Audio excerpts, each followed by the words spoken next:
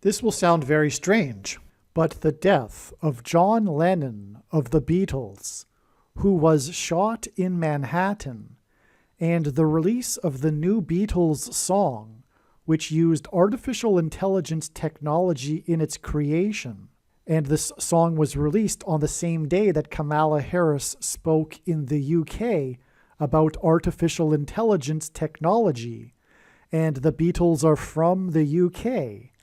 And in the song, Paul McCartney plays tribute to George Harrison by playing a slide guitar, is all part of a prophecy from the righteous Christian God of the Bible that is predicting that Kamala Harris will die in a plane crash on December 24th, 2024. And that there will be a dirty bomb or suitcase nuke explosion in Manhattan on December 28, 2024. After Kamala Harris is predicted to die in a plane crash, it is predicted that Joe Biden will appoint Michelle Obama as his vice president. And then Biden is predicted to step down, and Michelle Obama is predicted to become the 47th president. And as I will explain in this profound video, God is using this Beatles new song, Now and Then, in order to point back to the Beatles' #1 hit in 1966 with their song titled Michelle. Through this Beatles prophecy and Beatles song Michelle, God is revealing that Michelle Obama will become the president so that Barack Obama can become the president again. The date that this video is posted proves that these predictions are being made ahead of time, as do these time-stamped emails and forensic notes PDF documents. If you are skeptical for some reason, please email me and I will forward these to you. All right, this Beatles video, this Beatles prophecy video is so profound, and it is for sure one of my favorite videos on this channel. Make sure you watch all of this video. It also gets more and more profound as it goes, so you need to watch all of the video. That's the point. It gets more profound as it continues. From the Grammy win for Song of the Year for the song Michelle, the Beatles won the Song of the Year for their song Michelle at the Grammy Awards on March 2nd, 1967, exactly 519 months before the date that Paul McCartney sang Michelle at the White House at a formal occasion on June 2nd, 2010. The Grammy Awards, of course, is a formal ceremony, and so was this White House event, and they both occurred on the same date of the month, the 2nd of the month. It was March 2nd in 67 and June 2nd in 2010. And this is exactly 519 months apart. And when Paul McCartney sang Michelle at the White House to Michelle, that's the point here, by the way, of course. This is a prophetic sign. Paul McCartney is singing, and it was Paul McCartney's song as well. This was especially Paul McCartney's song. He had developed this song on his own before he joined the Beatles, the early stages of the song, when he was busking on the street and during his time in Paris. This inspired him. This was, okay, so this is a Paul McCartney song especially, and anyway, when he sang the song at the White House, he said he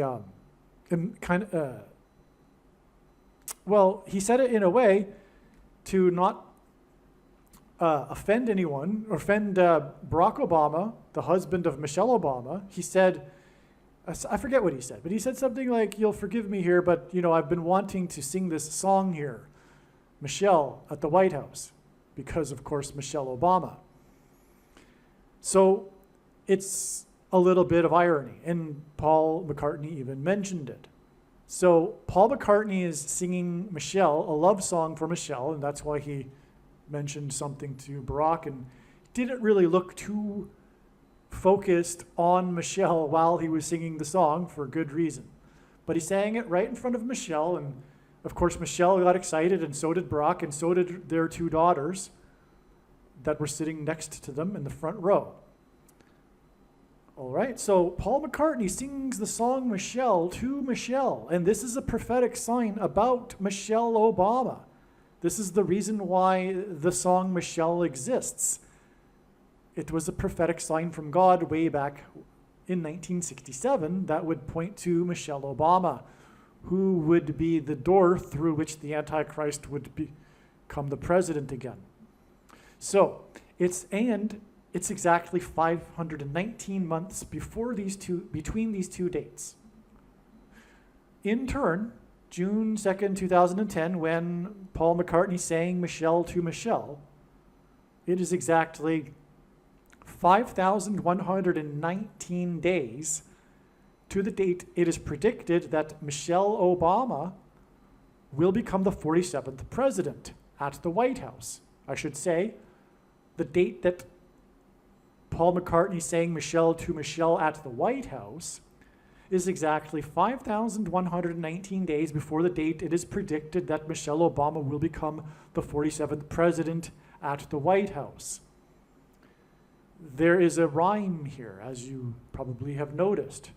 519 months rhymes with 5,119 days. Okay? I'll repeat that since I messed it up. 519 months rhymes with 5,119 days. It's a 519 and a 5119.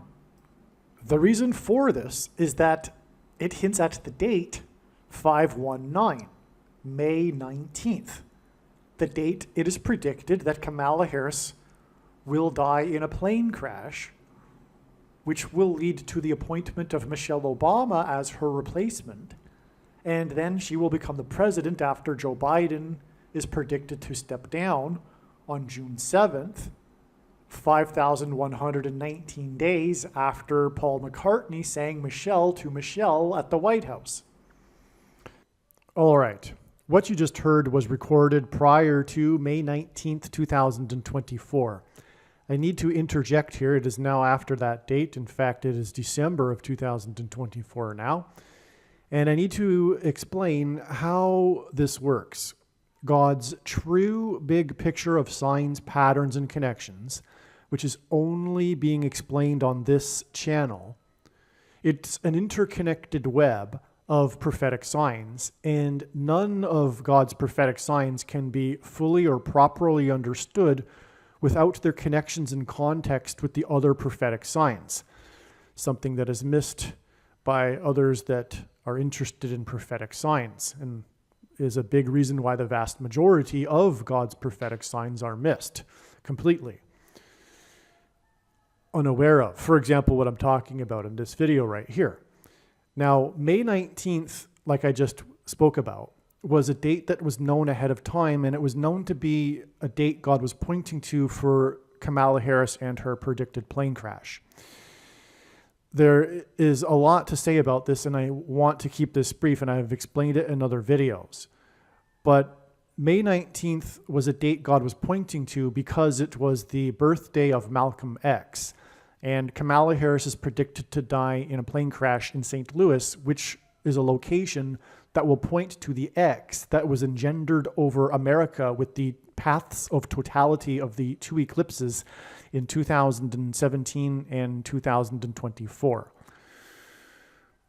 Okay, and on that note, an X is symbolic of the mark of the Antichrist, because the inverse of the mark of the Antichrist described in the book of Ezekiel would have been a Tav mark, and the Tav letter in the Hebrew alphabet, or the Tav letters were also a symbol for things, and the Tav was a symbol for a mark, and it was an X in Paleo Hebrew.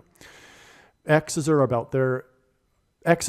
two straight lines that intersect each other, and so X's are about their midpoints. And the midpoint date of the two eclipses that engendered an X over America was December 14th, 2020. And that was the day that the first American took the thing outside of a trial, which identified it, the thing, as the mark of the Antichrist. So again, we were looking at this May 19th, 2024 date ahead of time. And on that day, we received the prophetic sign that confirmed all of the analysis. Well, two prophetic signs that confirmed all of the analysis, and therefore it was 100% correct, all of the analysis, because this is how it works. It's not possible to necessarily know the date that God is pointing to, whether it will be the end of the trail, in this case, the event of Kamala Harris dying in a plane crash, or a step leading on to more prophetic signs that are eventually leading to the date Kamala Harris will die in a plane crash. Okay, so we got the sign we expected in advance, which was an aviation disaster. This was the day that the leader of the nation, the Islamic nation of Iran, died in a helicopter crash. It was an aviation disaster. And again, the date was known ahead of time because of it being the birth date of Malcolm X. And Malcolm X was a leader of the Nation of Islam. And on this day, the leader of the Islamic nation of Iran died in a helicopter crash. Furthermore, prior to May 19th, it was known that God is using helicopters for symbolism with their rotor blades because they are in the shape of an X. And it is again the birthday of Malcolm X. And again, we are expecting Kamala Harris to die in a location that will point to the X over America. Okay, but not only that, on that same day, May 19th, 2024, the leader of the nation of America, Joe Biden, delivered a speech, a commencement speech to the historic all-black male college, Morehouse College. The leader of the Nation of Islam, Malcolm X, was known for delivering speeches to all young black male audiences. Okay. So in other words, May 19th was 100% correct. Now, I just also mentioned how the date that Paul McCartney sang Michelle to Michelle at the White House connected with 5,119 days to June 7th, 2024. That was also another step. It was a date that God was pointing to for being when Joe Biden will step down and Michelle Obama will become the president. God was overwhelmingly pointing to this date also for this particular theme of Joe Biden stepping down. And that was the day that the host of Wheel of Fortune stepped down. It was the last episode. There's more regarding what happened on June 7th and the connections and everything that, pointed to that date ahead of time and everything, which I won't explain here because it's also explained in other videos. But June 7th was a major date that God was pointing to ahead of time, long story short, and we received the sign we expected in advance, which was the stepping down of Pat Sajak. I could give you more confirmation to why that's relevant, etc., but I think that's enough for this video. Now, therefore, the 5,119 days connection is valid because of what I've just explained, right? And so is the 5,119 months. Michelle Obama will become the 47th president. Again, it was exactly 519 months from the day that the Beatles won the Grammy Award for Song of the Year for Michelle before Paul McCartney sang Michelle at the White House. Okay, so that's amazing. And again, a big part of all of this, the reasoning for the 519 is because of the date 519. It was very important, this date 519, okay? And again, the date 519 connects on in the big picture of signs to the date it is predicted that Kamala Harris will die in a plane crash, which is December 24th, 2024. Now, there's something that needs to be explained a little bit more here. I forget if I explain it later in the video. I don't think so, but I touched upon it a minute ago, which is that Paul McCartney was inspired to the song Michelle. Paul McCartney was inspired, got his inspiration. Sorry, I just woke up.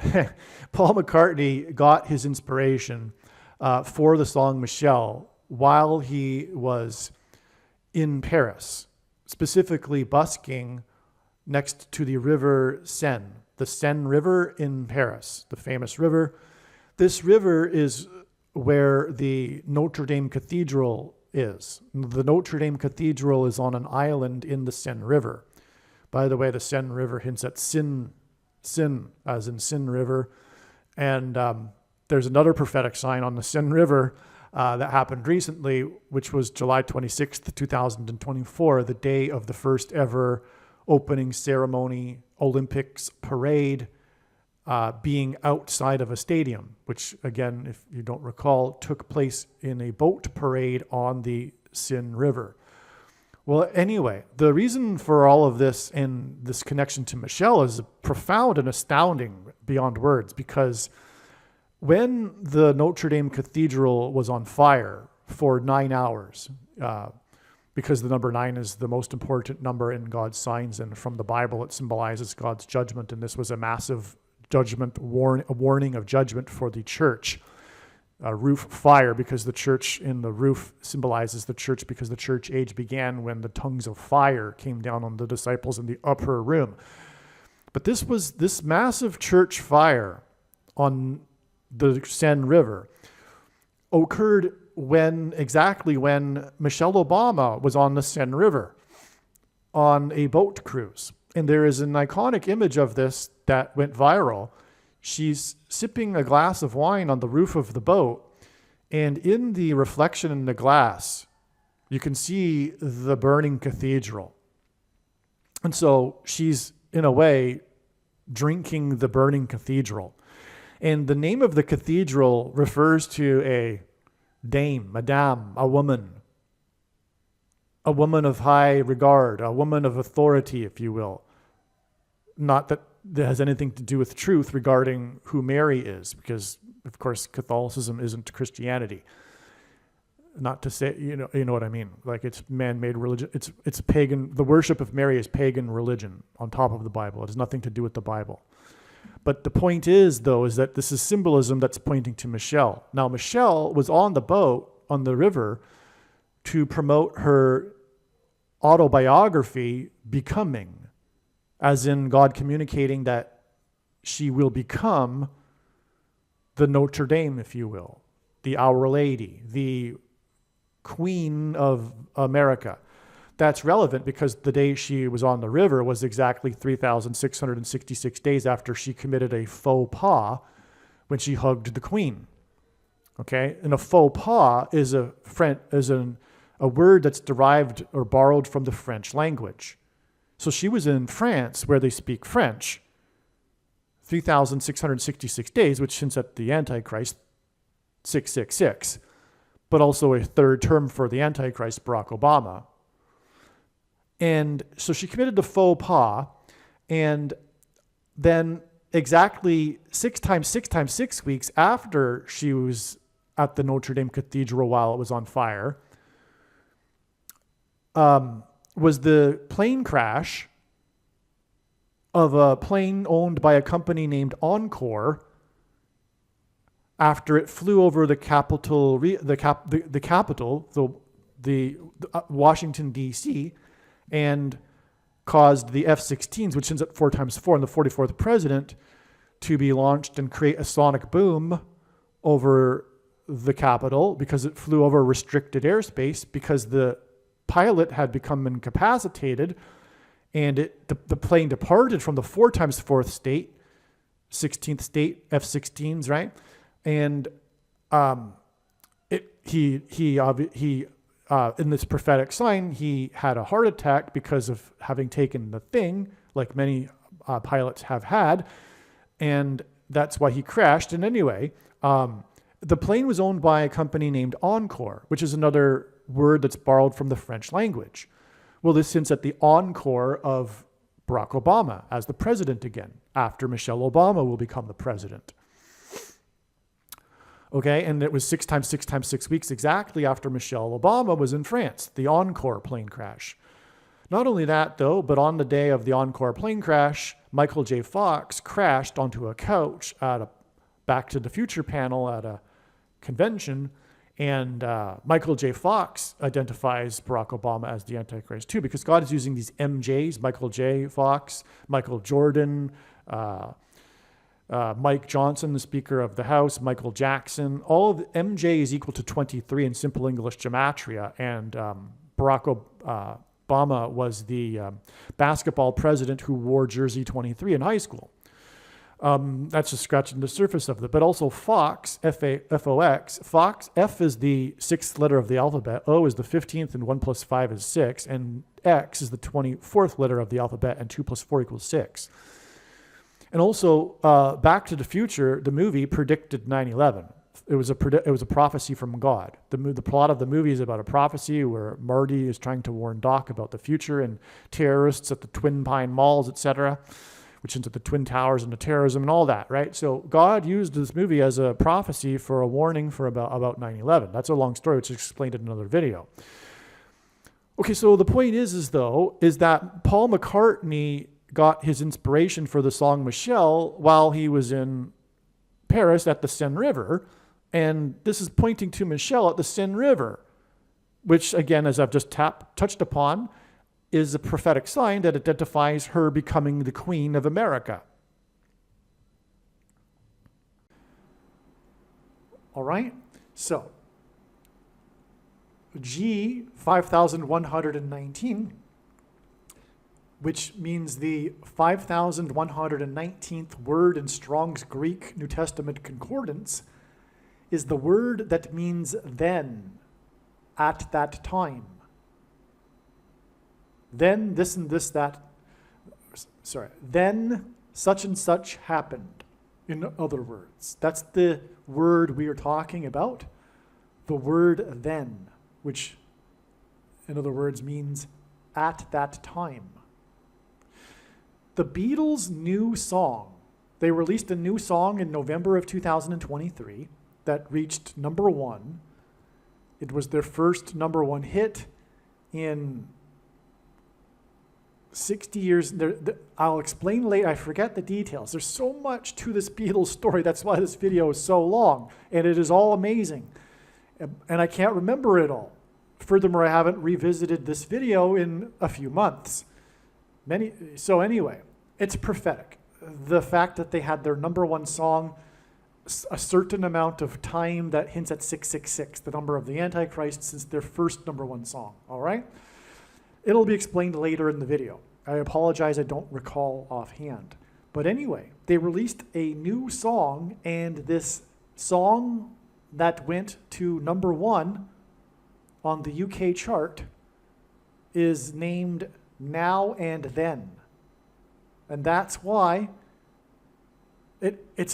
God is using this song to point to this word then to confirm this 5,119 days connection, which hints at the word in the Strong's Concordance that means then. Now and then. And the then is a reference to a specific date. May 19th, 519. The date. Then. Now and then. Then Kamala Harris will die in a plane crash on May 19th, 519. That's why the word 5,119 in the Greek concordance is the word then, and why the new song is named Now and Then. It's so amazing. There is much more profound significance to the name Now and Then, which will be explained later in this video. McCartney played in the song, he plays a slide guitar in tribute to George Harrison. Kamala Harris was in the UK for the Global Summit on Artificial Intelligence, AI, on the same day that the band from the UK, and they are known for being the band from the UK because they symbolize the British invasion in the 1960s, the rock invasion from Britain. Okay, so Kamala Harris was in the UK for a global summit on AI on the same day that the band from the UK released their new song that is known for having used AI in its production. The song wouldn't have been possible without AI. And not to get technical, it's regarding the voice of John Lennon and what he left behind on the demo tape. And the song couldn't have been recorded earlier. They wanted to, but only since the advent of this technology, which they call AI, was it possible. And the song was released on the same day and the song was released in the UK, obviously. The band is from the UK, and it reached #1 on the UK chart. But the same day that the song was released, that involves AI in its production, was the same day that Kamala Harris was in the UK for the Global Summit on AI. It is profound confirmation that this is a prophecy that is pointing to the date that it is predicted that Kamala Harris will die in a plane crash so that Michelle Obama can replace her. McCartney sang Michelle to Michelle at the White House exactly 13 years and 5 months before the release of Now and Then, which was again, or didn't mention the date, I don't think. It was released on November 2nd, 2023, again, the second of the month. So McCartney sang on the 2nd of June in 2010, exactly 13 years and 5 months before the 2nd of November in 2023. So all three of these dates, as we have now seen, include the number 2, or rather the 2nd of the month, because God is making these prophetic connections, which are obviously much more easily done with a precise number of months. And so there must be, therefore, some significance to 13 years and 5 months, which is the equivalent of 161 months, but I could not find any meaning to 161. But I did find meaning for 13 years and 5 months, because G135, which is what God would be hinting at with 13 years and 5 months, is the word for riddle. And this is precisely what is going on here. This 519 months and then 5,119 days, that hints at the date 519, that is the definition of a riddle. Okay? But what is also profound, now again, it has to be something to do with the exact months, but if it weren't the case that the two dates were on the exact same day of the month, this would be enough right here, because this is equivalent to exactly 490 weeks, which is a reference to the most central prophecy in the Bible in Daniel chapter 9, which regards the 70 weeks prophecy, which is a 7 times 70 prophecy. In the prophecy, it is 490 years, but the word used that's translated into English is translated into as weeks, from the Hebrew Shabua, which simply means a unit of 7. In the prophecy, it's a 70 times 7 period of time, and it's in fact 70 times 7 years, but it's translated into most English translations as weeks, and it's known as the 70 weeks prophecy. Okay, but again, it's a total of 490 weeks, but this 490 weeks is the equivalent of, no, I apologize. It's exactly 700 weeks. All right? But it's 4,900 days. So, okay, just to be clear here, I wasn't very clear when I first recorded this. This is a typo. It's 4,900 days. It's exactly 700 weeks. Okay? And what I mean is that 4,900 days is also a hint at the 490 years in the most central prophecy in the Bible. Furthermore, it's about a period of time, and so is the song. The song is all about the passage of time. Even the lyrics of the song, John Lennon wrote this to Paul McCartney as a love song, friendship, and the song is about the passage of time, etc. But also, of course, the title of the song is a reference to time, and that's what, of course, the prophecy is about. This central prophecy in the Bible is about the passage of time, and the number in that prophecy is 490.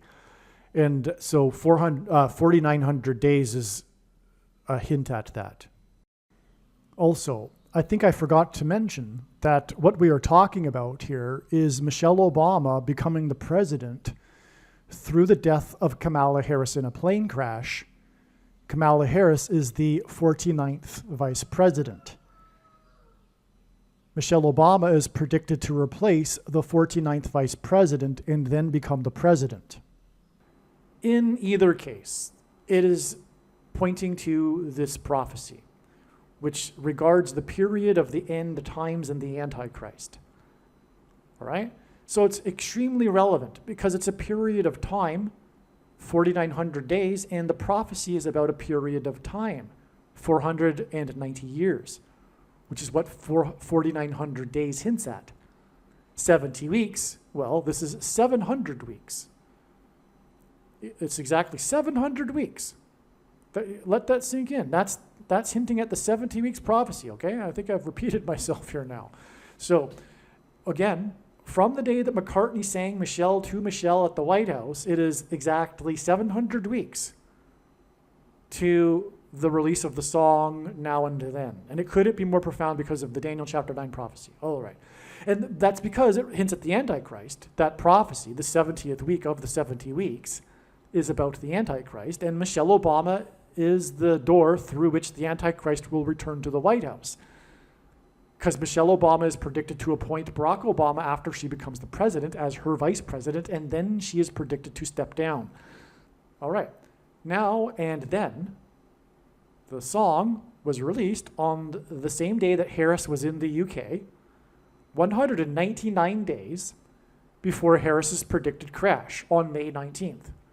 So you would figure, okay, so God has pointed to the date that Michelle Obama will become the president with the 5,119 days and the 519 months back to the song Michelle. But you would figure that because Harris was in the UK on the day that Now and Then was released, that the date that Now and Then was released would point to the date of her predicted crash. So what is the interval of time between November 2nd, 2023 and May 19th? It is 199 days. Okay? 199 hints at 19 and the number 9. And that is because the number 9 is the most important number in God's true big picture of signs, patterns, and connections, which is only being explained on this channel. As from the Bible, the number 9 symbolizes God's judgment, and the number 19 symbolizes God's perfect judgment, because the number 10 symbolizes God's perfect order. 10 plus 9 equals 19, perfect judgment. Also, 19 is a prime number. It is only divisible by 1 and 19, which hints at 9/11, 2 ones and a 9. It is the 4 plus 4th, in other words, 8th prime number, and that hints at the 44th president. John Lennon was shot and killed, died next to Central Park in Manhattan, 9 months and 11 days, which hints at 9/11 in Manhattan, the 9/11 events in 2001 in Manhattan. He was shot next to Central Park in Manhattan, 9 months and 11 days before the date 919, which is what we were just talking about, how 199 hints at 19 and 9. Okay, so, and John Lennon, the member of the Beatles, was shot 9 months and 11 days in Manhattan next to Central Park before the date 919, when Simon and Garfunkel had their prophetic union concert in Central Park in Manhattan. So now God has overlapped Paul Simon specifically, but Simon and Garfunkel and the Beatles and John Lennon specifically. But more specifically, Paul Simon and the Beatles. So God has overlapped these two baby boomer generation singers, and that is why. Because it is a generation sign. Jesus said in the Olivet Discourse, when asked about when he would return, he spoke of this concept of a generation. And he said that the generation that would be alive at the time of the rebirth of Israel, which was 1948, would not pass away before the end times and the return. And that is why God is using these leaders of the baby boomer generation, the leading edge of the demographic even, the first baby boomers, John Lennon and Paul Simon, as symbolism for this generation, right? And that's why they overlap. There's more regarding this in the Paul Simon Generations Baby Boomer video, all right? Now, Paul Simon also sang at the White House 4 times 40 days, which hints at 44 and the 44th president, which is the equivalent of 23% of a year, and God pairs 23 and 44 to confirm his signs and connections, as the 44th president was also the basketball president who wore jersey number 23 in high school. All right, Paul Simon sang at the White House on April 10th this year, 4 times 40 days exactly, after the song Now and Then was released. Simon sang at the White House, and by the way, again, the date that the song Now and Then was released connects to the day that Paul McCartney sang at the White House. And by the way, both of these singers' first names are Paul. Paul Simon, Paul McCartney. The two singers named Paul sang at the White House, and the dates that they sang at the White House connect prophetically. Okay? Again, Paul McCartney sang 13 years and 5 months, which hints at riddle, and that is exactly 700 weeks, which is astounding, to the date that the song Now and Then was released, and then Now and Then was released 4 times 40 days before Paul Simon sang at the White House. And Simon sang at the White House for Joe Biden and Kamala Harris 13 times 3 days, which hints at 133, which is the 44th prime number, which hints at the 44th president, before Harris's predicted crash. So there you have it. That is how the date of the release of Now and Then connects to the date it is predicted that Kamala Harris will die in a plane crash. What also confirms this too, is as a second witness, is that Paul Simon, the number 13 God is using in the Paul Simon signs, because he has a song named America, and the number 13 symbolizes America. America was founded with 13 colonies, and America is the 13th tribe of Israel. The tribes are symbolized by the colonies, or rather the colonies are symbolism for the tribes. Manasseh was the 13th tribe. Joseph was replaced by Ephraim and Manasseh. And Manasseh was the younger one that was allotted the inheritance. That's because Ephraim symbolizes the UK, which would be Paul McCartney, who sang first, the firstborn. But then Simon sang at the White House, the younger, and that's because God demonstrated in the Old Testament that Manasseh would be the one to receive the inheritance, although he was the younger one. That's because America, the younger sibling of the UK, is the primary nation of God, God's Gentile nation. Secondarily are the Anglosphere nations led by the UK. Anyway, you get the idea what I'm getting at. The number 13 symbolizes America. And so and God repeats a number 3 times for emphasis of its symbolic meaning. And that's why from the date that Paul Simon sang at the White House, it is 13 plus 13 plus 13 days to the date it is predicted that Kamala Harris will die in a plane crash. And again, she is predicted to die in St. Louis, the center of America, in order to point to the eclipses that centered over America. And so that's more reason why this is appropriate, this America symbolism and connection between the White House and the date she was predicted to crash, May 19th. But as I explained a minute ago, May 19th was a step in the trail of signs, but valid. So the analysis is valid. That's how it works, right? I knew May 19th ahead of time because of these things, which therefore confirms the analysis. This is how God's true big picture of signs, patterns, and connections works, which is only being explained on this channel. When the prediction comes to pass, ultimately it will prove all of this. All right? And so, yeah. And it is appropriate that the end times not occur after the baby boomer generation has passed away. I have known for many, many years that there is absolutely no way. I've known intuitively. There is not even based on the prophecy, because the prophecy alone we can know that, like I just explained, the generation would not pass away. But we can know this intuitively as well, in my opinion, that there's absolutely no way that the baby boomer generation would exit the stage before the end times judgment and destruction of the nation, because they are responsible for the destruction of the nation. Not that they are,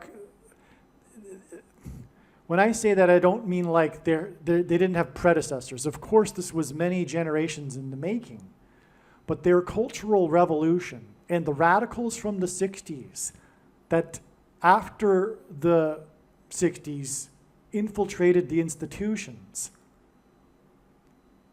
and specifically education, and warped the minds of the millennial generation, especially. I'm thankful that I'm not a millennial. Had I been born a little later, I would have gone through the abomination that the school system has become, the indoctrination of Marxist. Anyway, I'm getting off subject here. This is it's not even possible to explain it in a soundbite here, what the baby boomer generation symbolizes in terms of the destruction of the nation. But there's no way that the baby boomer generation gets away without, it just has to be the way. The baby boomer generation is the generation that it all revolves around, right? And they know it too. They've known it their whole lives. They are the center of it all. So that's why Paul Simon and John Lennon and the Beatles, they symbolize the baby boomer generation. All right, it's time to talk a little bit more about the date of this prophetic sign we are focused on, which is the release of the song Then and Now, the newest last song also, the last song of the Beatles, which is, by the way, also symbolic of that theme I was just talking about, which is the end of the baby boomer generation. They are about to exit the stage. The song is really about that in a way, but also the video is.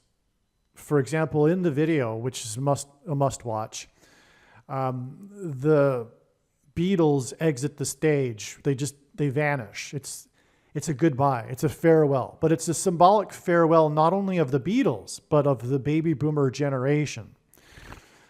Okay, so this date is important that this song was released on. God used this for a very good reason. This date of November 2nd. Let's just explain something first before I get into, there's a few things here. One thing at a time. The date 11-2 hints at 11 times 2 equals 22, which is the number in God's signs that symbolizes the mark of the Antichrist. Okay, so for example, the inverse of the mark of the Antichrist, described in the book of Ezekiel, would have been a Tav mark. Again, the letters of the Hebrew alphabet are also symbols for things, and the Tav was a symbol for a mark. And the Tav is the last and 22nd letter of the Hebrew alphabet, and the mark of the Antichrist is described in the last book of the Bible, which is the 22nd book out of 22 books in the Bible that have a total of 22 chapters. Also, the mark of the Antichrist changes a person's chromosomes. And a chromosome is made of 2 arms. And chromosomes come in pairs. So 2 and 2. In other words, 22. Which is another way God has identified the mark of the Antichrist, or uses this number 22 to symbolize it. Since we were talking about 9/11, and we are going to talk about 9/11 in a second, the Twin Towers symbolized the 2 arms of a chromosome. How did God prove this? A couple of ways. One, exactly 70 weeks, and we just talked a minute ago about the most central prophecy in the Bible, the 70 weeks prophecy. Exactly 70 weeks after they officially opened, on the date 4/4, which hints at the 44th president in 1973, exactly 70 weeks later, Philip Petit evaded security and walked a tightrope across the Twin Towers. Speaking of Philip Petit and this connection to Michelle, which is connected to the Notre Dame Cathedral fire, prior to Philip Petit walking across the Twin Towers, he walked across the 2 towers of the Notre Dame Cathedral, which is what inspired him to walk across the Twin Towers. So it all connects to Michelle, actually. Well, Philip Petit walked across the Twin Towers with a tightrope, with a balancing pole, with a man at the center, which engendered symbolically a cross with the man at the center. When the towers collapsed, there was the perfectly proportioned 20-foot steel beam cross that was standing upright in the debris field that was discovered. Today, this cross is in the 9/11 museum, and this cross is actually a part of how I came to faith personally, which was the purpose of the cross. But anyway, at the beginning of the Twin Towers and at the end of the Twin Towers, we have a cross. Now, the reason for the name Philip Petit is because the 2 arms of a chromosome, the smaller of the 2 is in scientific terminology named petite, which is French. Speaking of Michelle, because the song Michelle is a French song, right? Oh, and that's the thing I forgot to mention earlier. Yes, the song, if you're familiar with the song, has French lyrics in it.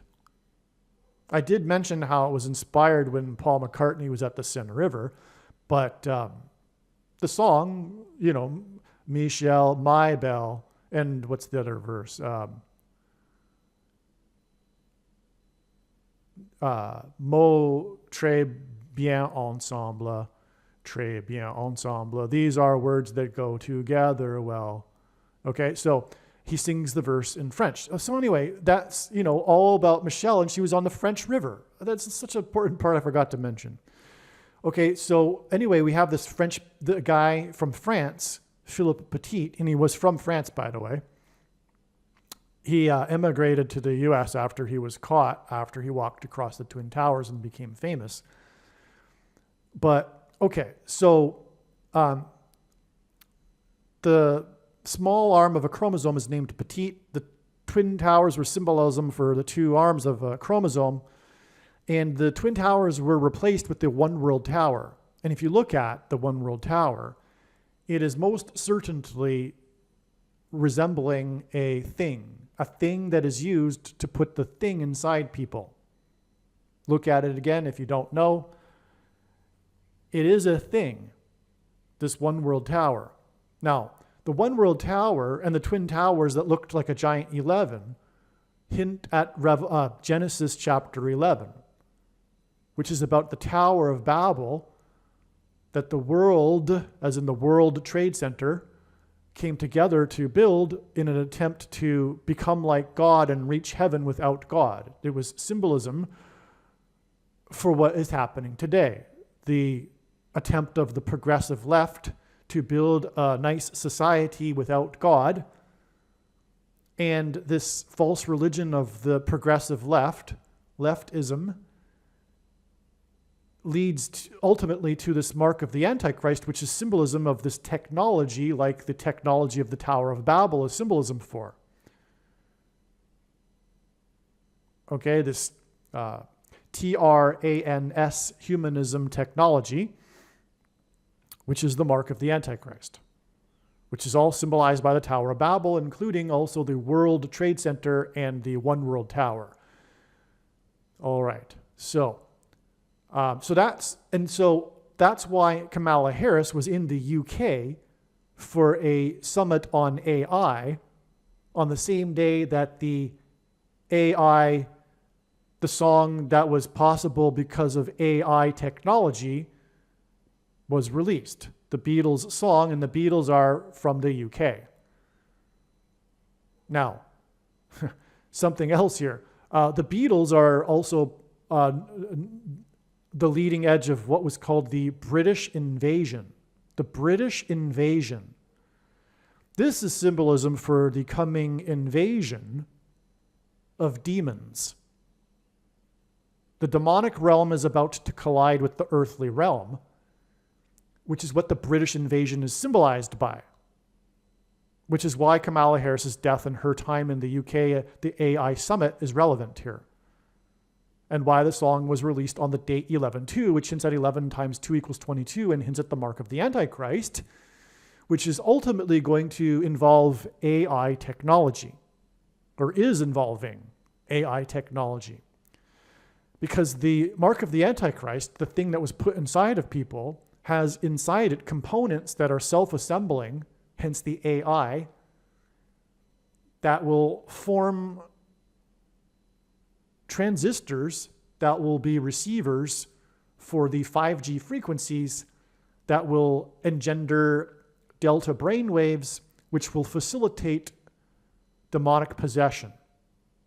There is coming a mass demonic possession of those who have taken the mark of the Antichrist. And that's all facilitated through, if you will, AI technology.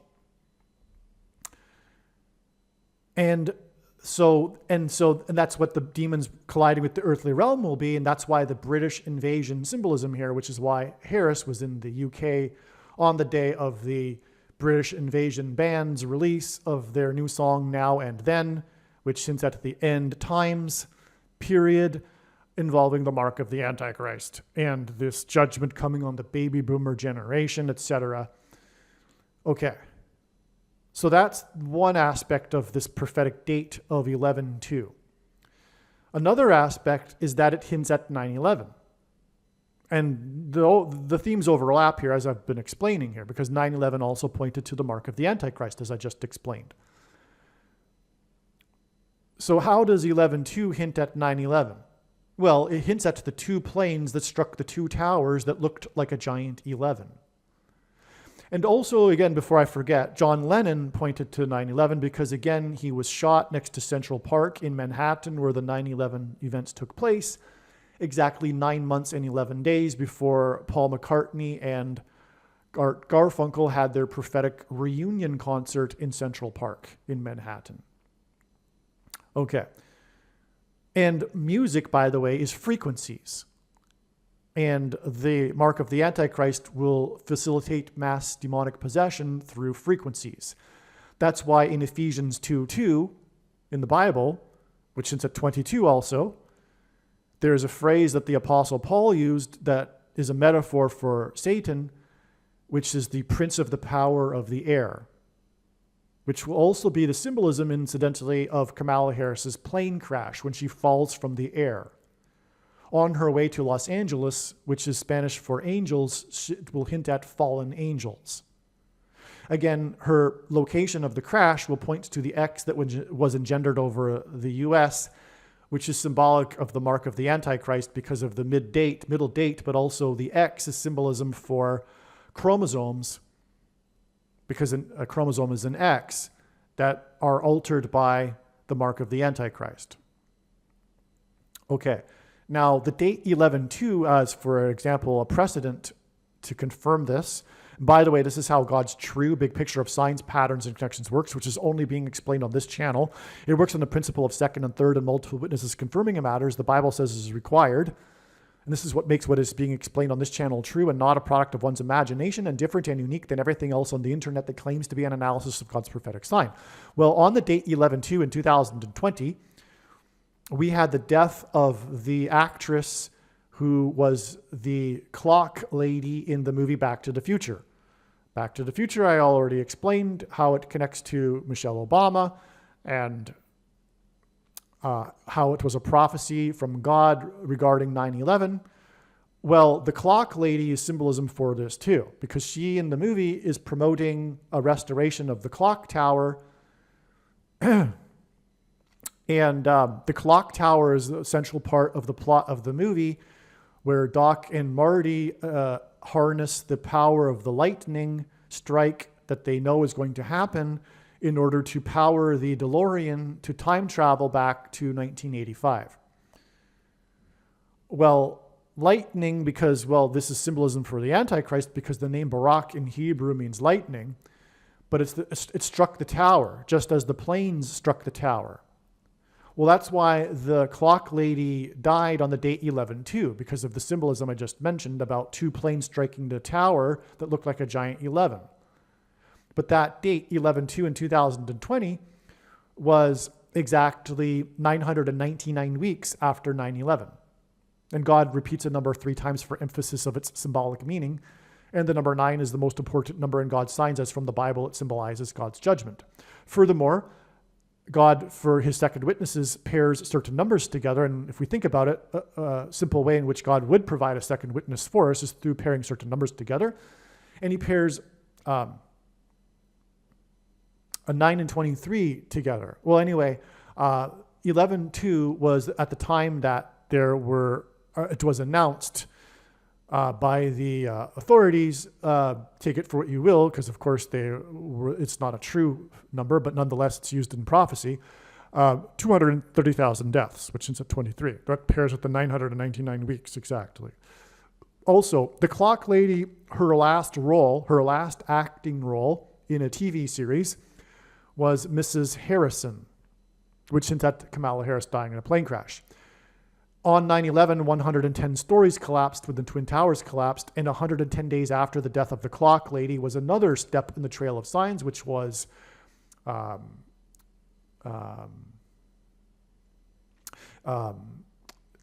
February 20th, 2021, which hints at 220, and it was 2 times 110 stories, which hints at 220, that collapsed on 9/11. On February 20th, 2021, the plane dropped its engine. The plane's engine exploded.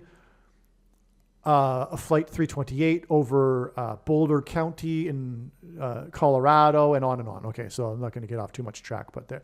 Okay, so that's just a precedent. 11/2 in 2020.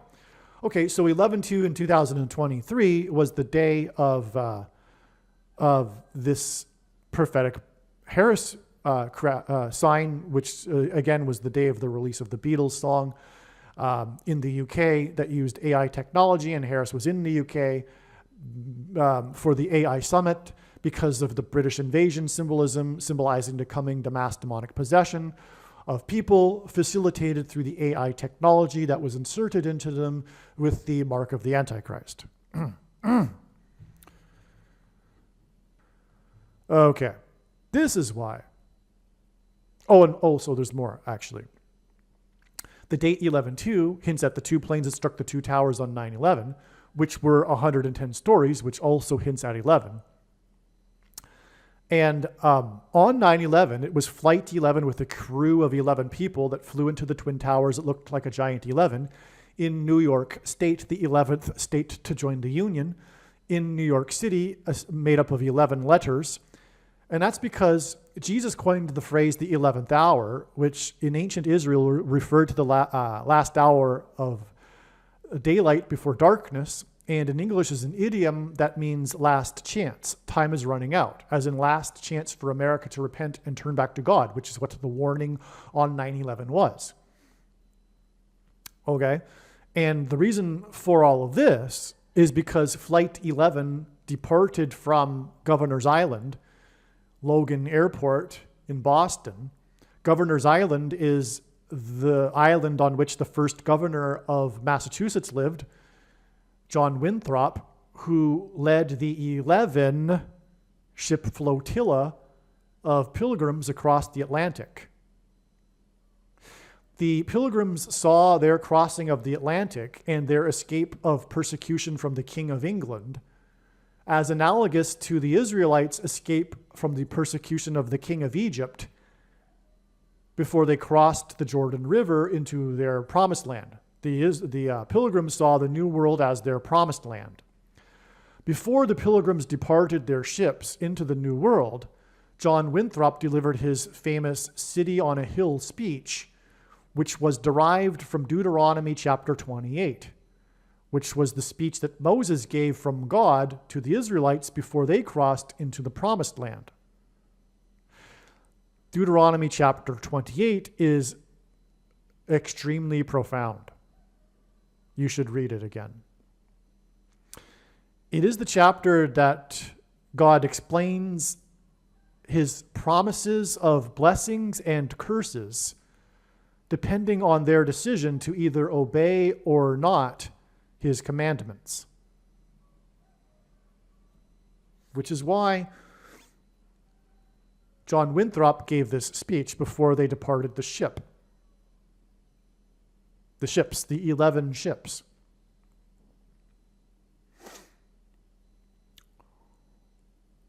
Now, the number 11 symbolizes this. It is symbolic of reflection. This duality, this choice, this reflection between promises of blessings and curses. God promised that Israel and the Jews would be destroyed if they were to, in the future, disobey his commandments. In fact, he speaks as if they will, because he knows they will in the future. And Israel was destroyed. This is the message that God is giving America here. America is about to be destroyed because, as John Winthrop promised at the spiritual founding of America, when America would turn from God, it would be destroyed. And again, this is most symbolized with the baby boomer generation. But the reflection here is why 1 and 1. It's a line symbolized by another line. It's a reflection. That's how God would do it with the number 11. It's interesting, though, that the X is really two lines also like the number 11 that intersect each other, which engender the middle date of the eclipses, as I just explained, the date that points to the mark of the Antichrist and the coming judgment, which is leading to the British invasion, the demonic invasion. Now, so that's why, but the date 11/2 also hints at this. It hints at the two choices, the two planes that struck the two towers that were looked like a giant 11 is symbolic of the two choices that were given to the pilgrims and America, therefore, at the founding of the nation. That's the significance of the date 11/2. This is how important this is. How important is it? It's so important. That's how important this sign is. The release of this Beatles song, the band that symbolizes the baby boomer generation. But not only does it symbolize the baby boomer generation, because the baby boomer generation symbolizes everything. The cultural revolution that took America radically away from God, and the leftism, the religion of leftism that has replaced Christianity and is destroying America. It is judgment. The leftism and the left are judgment from God. The politics that the progressive left bring to America that is destroying America is their own judgment. They are destroying themselves. As Dennis Prager says regarding end times prophecy, it's really not necessary for God to do anything. The left will, in fact, destroy America all by itself, which is exactly what's happening. But of course, they are inspired by Satan, the spirit of Satan. They don't know it. Their decisions and actions and their minds even are influenced by the pervasive spirit of Antichrist that can be in people that are not following God, right? So, okay, so that's how huge this is. Okay, so it's all pointing to Kamala Harris's death because she was in the UK during all of this for the AI summit. This incorporates so much, this Beatles song, but it also points to Michelle Obama, as I'm explaining, who will lead to the rise of the Antichrist, the return of Barack Obama to the White House as the president, because she will appoint him the vice president and then she will step down. But this will all come about through the death of Kamala Harris and the death of President Trump, which is predicted to be 2 days after the death of Kamala Harris. Now, I think I've explained everything here for now, for this part. Okay, now we come to the connection. So the date 11/2, now that I've established the significance of the numbers, the date 11/2 connects to the date it is predicted that Kamala Harris will die in a plane crash on December 24th, 2024, with 1 year, 10 months, and 22 days, which hints at a 2 and 11. That's the symbolism in this.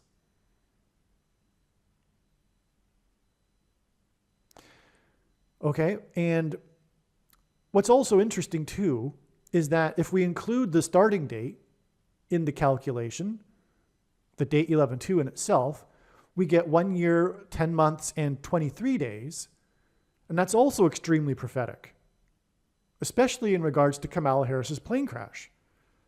Okay, because it gives us the number 1123, right? 1 year, 10 months, and 23 days gives us 1123. 1123 is the 188th prime number. God uses this number frequently in his signs to point to H188 in Strong's Hebrew Concordance, which is the word that means woe exclamation mark, used in the Bible in the context of extreme judgment from God. When Kamala Harris dies in a plane crash, it will be a massive woe, especially when it leads to the return of Barack Obama to the White House and the rise of Michelle Obama as her replacement. That's a woe. Not only that, though, it's predicted that Kamala Harris will die next to the Gateway Arch in St. Louis, because in the Bible, judgment symbolically on a people begins at the gate. Kamala Harris was born exactly 1 year, 8 months, and 8 days after construction began on the Gateway Arch. That's a 188. there's something also here. Again, I explained how the date 11/2, the release of the song, points to 9/11, and then connects with this number that hints at 188. Well, 9/11 was the only other time in history that a foreign power, a foreign enemy, attacked the nation's capital, after the other time that was exactly 188 years prior. On 9/11 in 1813, 188 years before 9/11 in 2001, the British invaded. The British invasion. The British landed, that's the invasion part, they landed at George Washington's Mount Vernon estate. And through the 9/11 events, God pointed to George Washington. Okay, let me just go off onto a side note here. George Washington was inaugurated in Lower Manhattan and in Federal Hall, and after he marched down Wall Street into Trinity Chapel, where he consecrated the nation to God, saying that if the nation were to ever turn away from God, it would lose its divine protection and blessings. And he knew more than anyone, because he saw the hand of God in the Revolutionary War, and had there not been the hand of God as he knew, they definitely would have not won that war. And anyway, that's exactly what happened on 9/11 temporarily. God's divine protection and blessings were temporarily removed. The Trinity Chapel today is known as the Miracle Chapel because it was the only building at Ground Zero that survived the falling debris, and did so without even a broken window, due to the 70-year-old sycamore tree that was uprooted in the process in sheltering the chapel. Today, there is a 20-foot-high bronze statue of the roots of the tree to commemorate this. This is because in Isaiah chapter 9:11, the warning from God to the ancient Jews regarding the Assyrian raid, the world's first documented terrorists, in which they uprooted the sycamore trees in Isaiah chapter 9:11. Okay, so the British landed at Washington's Mount Vernon estate before they proceeded to burn down the Capitol building and the White House, but not before First Lady Dolly Madison famously rescued the portrait of George Washington. And then 188 years later, after the British invaded and landed at Washington's Mount Vernon estate, was the day that the plane crashed into the Pentagon. And by the way, that was Flight 77, which hints at Kamala Harris. Because 7 times 7 is 49, she's the 49th vice president, and the flight path from Washington to Los Angeles will be the same flight path on which she will crash. Okay. So you have now, I just established here, this connection between the release of the song Now and Then, in which Paul McCartney tributes to George Harrison, and the day that Kamala Harris was in the UK for an AI summit. Okay, it connects. It connects with the 11/2 symbolism, and also the 188 whoa exclamation mark symbolism to the date it is predicted that Kamala Harris will die in a plane crash.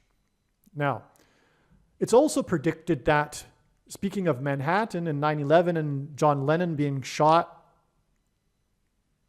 9 months and 11 days before the prophetic reunion concert in Central Park in Manhattan, this song Now and Then also is a John Lennon song, right? That's how the song came to be, is because John Lennon made a demo tape of this chorus that Paul McCartney and Ringo Starr used to create the new Beatles song. So it's a John Lennon song. Anyway, so John Lennon is about Manhattan here, symbolically. Oh, by the way, John Lennon's song, Tomorrow Forever, what's the song? You know the song. It was the first ever psychedelic song. That song has the chorus. Let me just get it. The song of John, this is arguably one of the most biggest songs of the Beatles in Beatles history, because it changed everything. This was the This is the song that symbolizes the Cultural Revolution. This was the first psychedelic song, literally. I mean, the Beatles radically changed everything. What you need to do, actually, is watch the must-watch documentary titled How the Beatles Changed the World. Because literally, the Beatles were the leading edge of the baby boomer generation. They literally did change the world in every possible way. So anyway, this song is emblematic of it all. Tomorrow Never Knows. The song begins with, turn off your mind, relax, and float downstream. It is not dying. It is not dying. Lay down all thoughts, surrender to the void. It is shining. It is shining. Okay. That is so symbolic here because God is using this symbolism of the shining, including the movie The Shining, written by Stephen King in 1977. Part of this, never mind. 7 Kings prophecy in the Bible. Anyway, that points to that identifies Barack Obama as the 8th king in that prophecy, as a secondary fulfillment of that prophecy. Anyway, the movie The Shining and the death of Shelley Duvall, who dated Paul Simon, who sang Graceland at the White House, which begins with the Mississippi Delta was shining like a national guitar, because the movie The Shining is about demonic possession. So this is important that I add this here because we've talked a lot about the significance of Kamala Harris and the AI technology, her attending the AI summit on the day of the release of this Beatles song that was a John Lennon song. And come to think of it, this explanation wouldn't be complete at all without bringing in this song Tomorrow Never Knows, which is what it's all about. Because what's coming is this promise promoted by the demons pretending to be aliens of immortality. The first lie ever told in the book of Genesis, when the serpent lied to Eve and said that she shall surely not die. Eat the tree, eat the fruit from the tree of knowledge. This is the last lie of the age as well, because of the coming promise of technology giving people immortality, which is symbolized by this thing. And through taking it, it will engender demonic possession, which is what the shining is. So I'll just read the lyrics again here of this song that is emblematic of the Beatles and the Cultural Revolution of the baby boomers. Turn off your mind and the replacement religion, the New Age religion, the consciousness revolution that replaced Christianity, the invasion of Indian religion that's replaced Christianity in the West. If you ask most people today whether they believe in God, the vast majority will not say they're no. Only about 13% are like true atheists. The majority of Westerners today will say, yes, but not like the God of the Bible, an impersonal energy, a collective consciousness, the invasion of the Indian religion that was inspired by the Beatles in the 60s, and specifically symbolized by this particular song, the Antichrist religion, New Age religion, which is confusion, because if you talk to these people, they don't really know what they're talking about. But God is an energy, right? Well, anyway, that's turn off your mind, relax down, and float downstream. It is not dying. John Lennon is saying, he's speaking to this promise of immortality. It is not dying. It's symbolic of this, right? And then he goes on to say, surrender to the void, which is actually, in truth, surrender to Satan. It is shining. It is shining. Okay? So, anyway, back to what I was saying about John Lennon. He was in Central Park, or next to it, when he was shot. Oh, and that's also symbolic of all of this, because he was shot. God is using shootings and SHOTs as symbolism for the things that come out of guns and go into people are symbolic of things that come out of things and go into people. So that's why Lenin was SHOT'd next to Central Park in Manhattan, where the towers fell that symbolized the mark of the Antichrist, which is an SHOT. Okay, so now the thing is also, I'm predicting that there will be a dirty bomb, or a plural, and that date is predicted to be December 28th.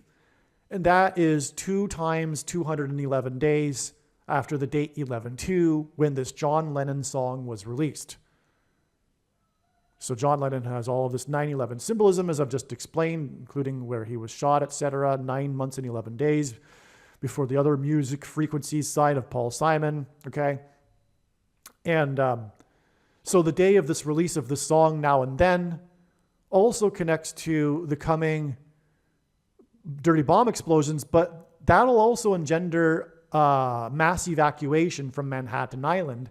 And that is in turn symbolism for the coming evacuation of God's people in the rapture. Christianity's most preposterous idea, when God's faithful will not go through the severe persecution from the Antichrist and instead disappear instantly and be with the Lord and then return with him in their resurrected bodies for the 1,000 years of peace on earth later in 2026. Okay, so that's also how John Lennon connects into this, because of the coming dirty bombs, and that connecting with 2 times 211, which gives us this 11 and 2 symbolism again, which I explained the prophetic symbolic significance of earlier. One other interesting confirmation, too, is that this song, Tomorrow Never Knows, was known for being, like I said, the first psychedelic song ever. But that was also because of the use of new innovative technology in the studio that the Beatles invented while recording this song. There's actually a story to the actual recording in which they had tapes strewn about the entire studio. Anyway, I don't know all the details, but what I do know is that this song is known for its innovative use of technology, and that parallels with this release of this song Now and Then, which was a John Lennon song. Both of these songs are John Lennon songs, and this song is known for the use of AI technology in order to isolate John Lennon's voice so that the song could be made. Because he, in the demo tape, sang while also on the piano, and they needed to isolate the two in order to make the song, and that wasn't possible until the new recent technology. In other words, they did make a couple of other songs that John made in demo tapes prior to this in the 1990s, but this song couldn't have been produced back then. Okay, so that's an amazing parallel, because that's more confirmation of what I am saying, which is that this is pointing to this song, Tomorrow Never Knows. This AI technology, new Beatles song, Now and Then, is actually pointing to Tomorrow Never... Oh, you know what? Both of the titles are a reference to time. Now and Then and Tomorrow Never Knows. That's another parallel, in case there was any doubt, that this song, Now and Then, is actually pointing to Tomorrow Never Knows. And the reason for that is, as I explained, the first couple of verses or lyrics in the song regarding not dying and shining. In other words, demonic possession and his promise of immortality. But also another thing too is that in the book of Revelation chapter 9, it says that those who will become demonically possessed will seek death and not be able to find it. So that's another allusion here with this, it is not dying, and the shining. Okay, it's also talking about how those who will become demonically possessed won't be able to die. But more than that too, it's talking about the coming promise of immortality through the mark of the Antichrist, which again is the SHOT, which is why John Lennon was SHOT'd. All right, on November 2nd, the Beatles released a new song. It was a song that apparently John Lennon had been working on before he died. And with the help of, I guess, new technology, including AI, they were able to make a new song with all four of them involved. All four of the Beatles, John Lennon, Paul McCartney, Ringo Starr, and George Harrison, contribute to this new song that was released on November 2nd. And as I will explain, this was a prophetic sign from God that is revealing the date that there will be a bomb, a suitcase nuke, or a dirty bomb explosion in Manhattan on February 3rd, 2024. And also, the release of this song is revealing that Kamala Harris is predicted to die in a plane crash also on February 3rd, 2024. And I will explain how this song reveals that in a second. But before I begin, I just want to add that it isn't surprising that God would use the Beatles in a prophetic sign at this late stage. The Beatles represent a lot. And one thing that they represent is the baby boomer generation. And God is not... The end times are happening now because the baby boomer generation is about to exit the stage. The baby boomer generation is not going to exit the stage without the end times happening before then. The baby boomers are starting to reach the age where they are beginning to disappear, to die, but that's only just begun. And the vast majority, of course, of baby boomers are still alive, but they are in their last phase of life. But them and their cultural revolution in the 1960s and 70s radically changed American society and culture. It's not their fault. They're part of a movement that preceded them, etc. However, what I'm saying is that this narcissistic generation, the ideological generation that is currently at a civil war with itself, broken into two camps.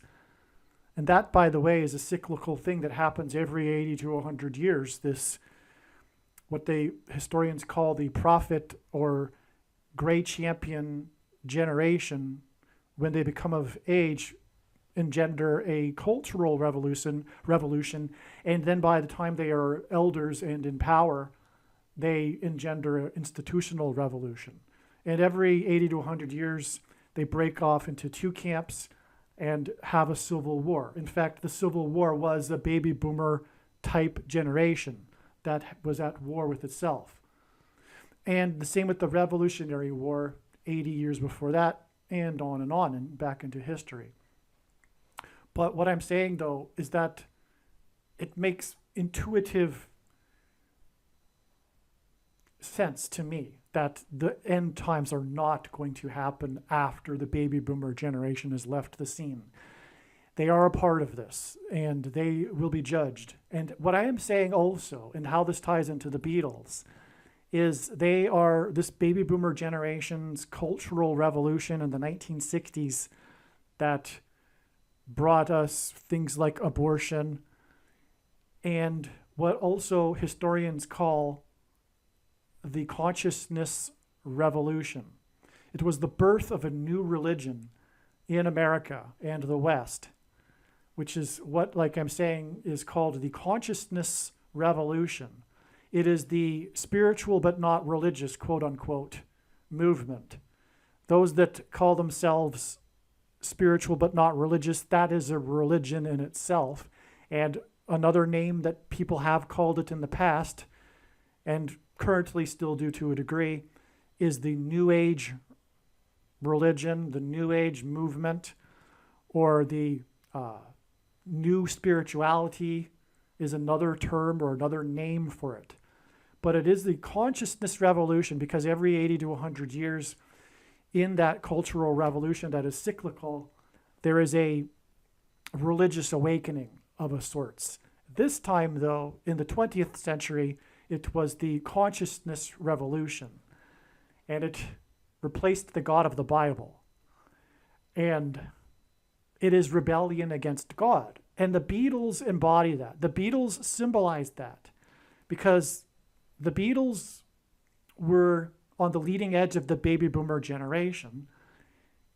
They are baby boomers, but they're at the older end of the baby boomer generation, and they were the leaders of their generation. They were at one time, at one point they had the number one album on the pop chart and the number one album on the alternative rock chart as well. I mean, they how can I describe how influential the Beatles were? But they also led this trend to go to India. The Beatles went to India, and they, for a period, followed a guru.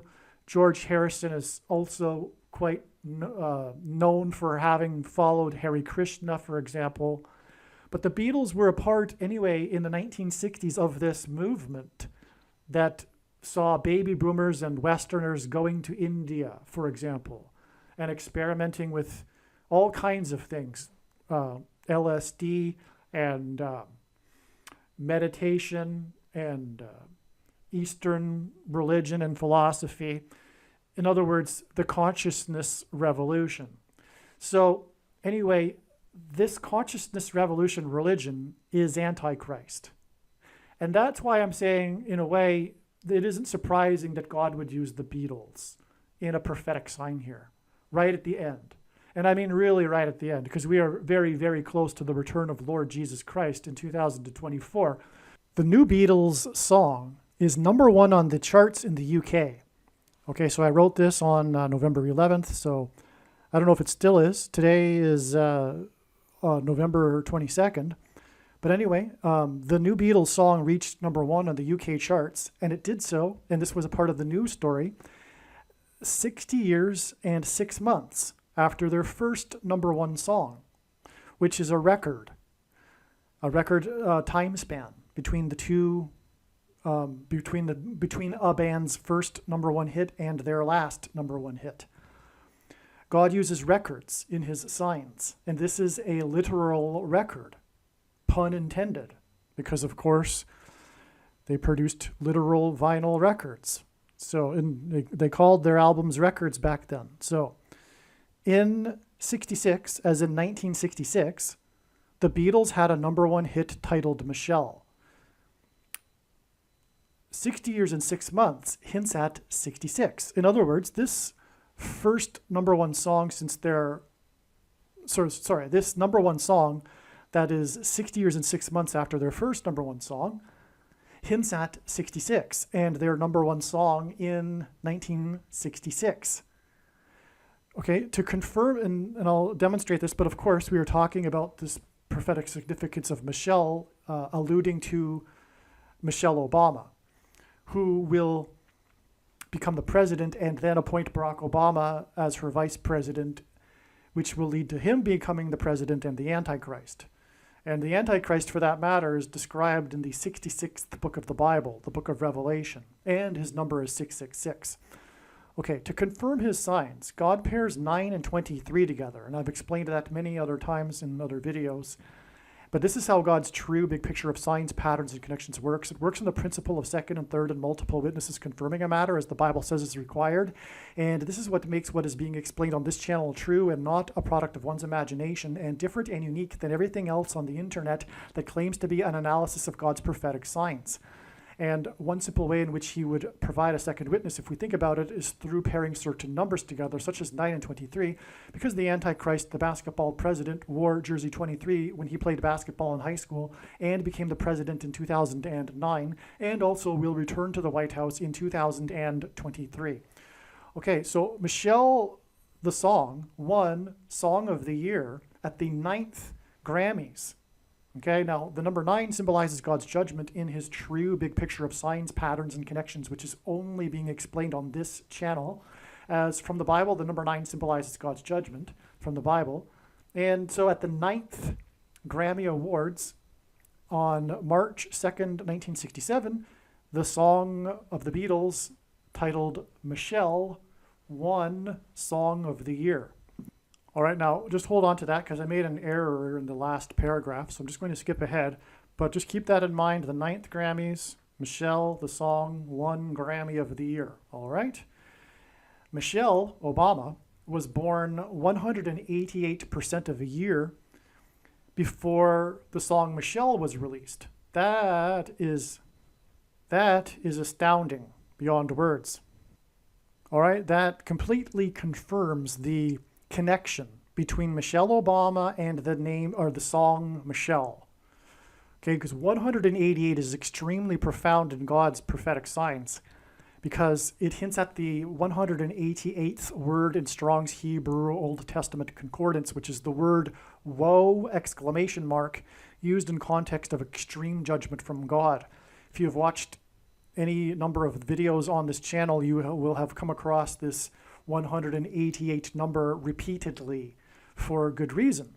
And so we have the birth of Michelle Obama, 188% of a year before the song Michelle was released. That is astounding, and it is rock solid confirmation that we are talking about that this song Michelle is pointing to Michelle Obama.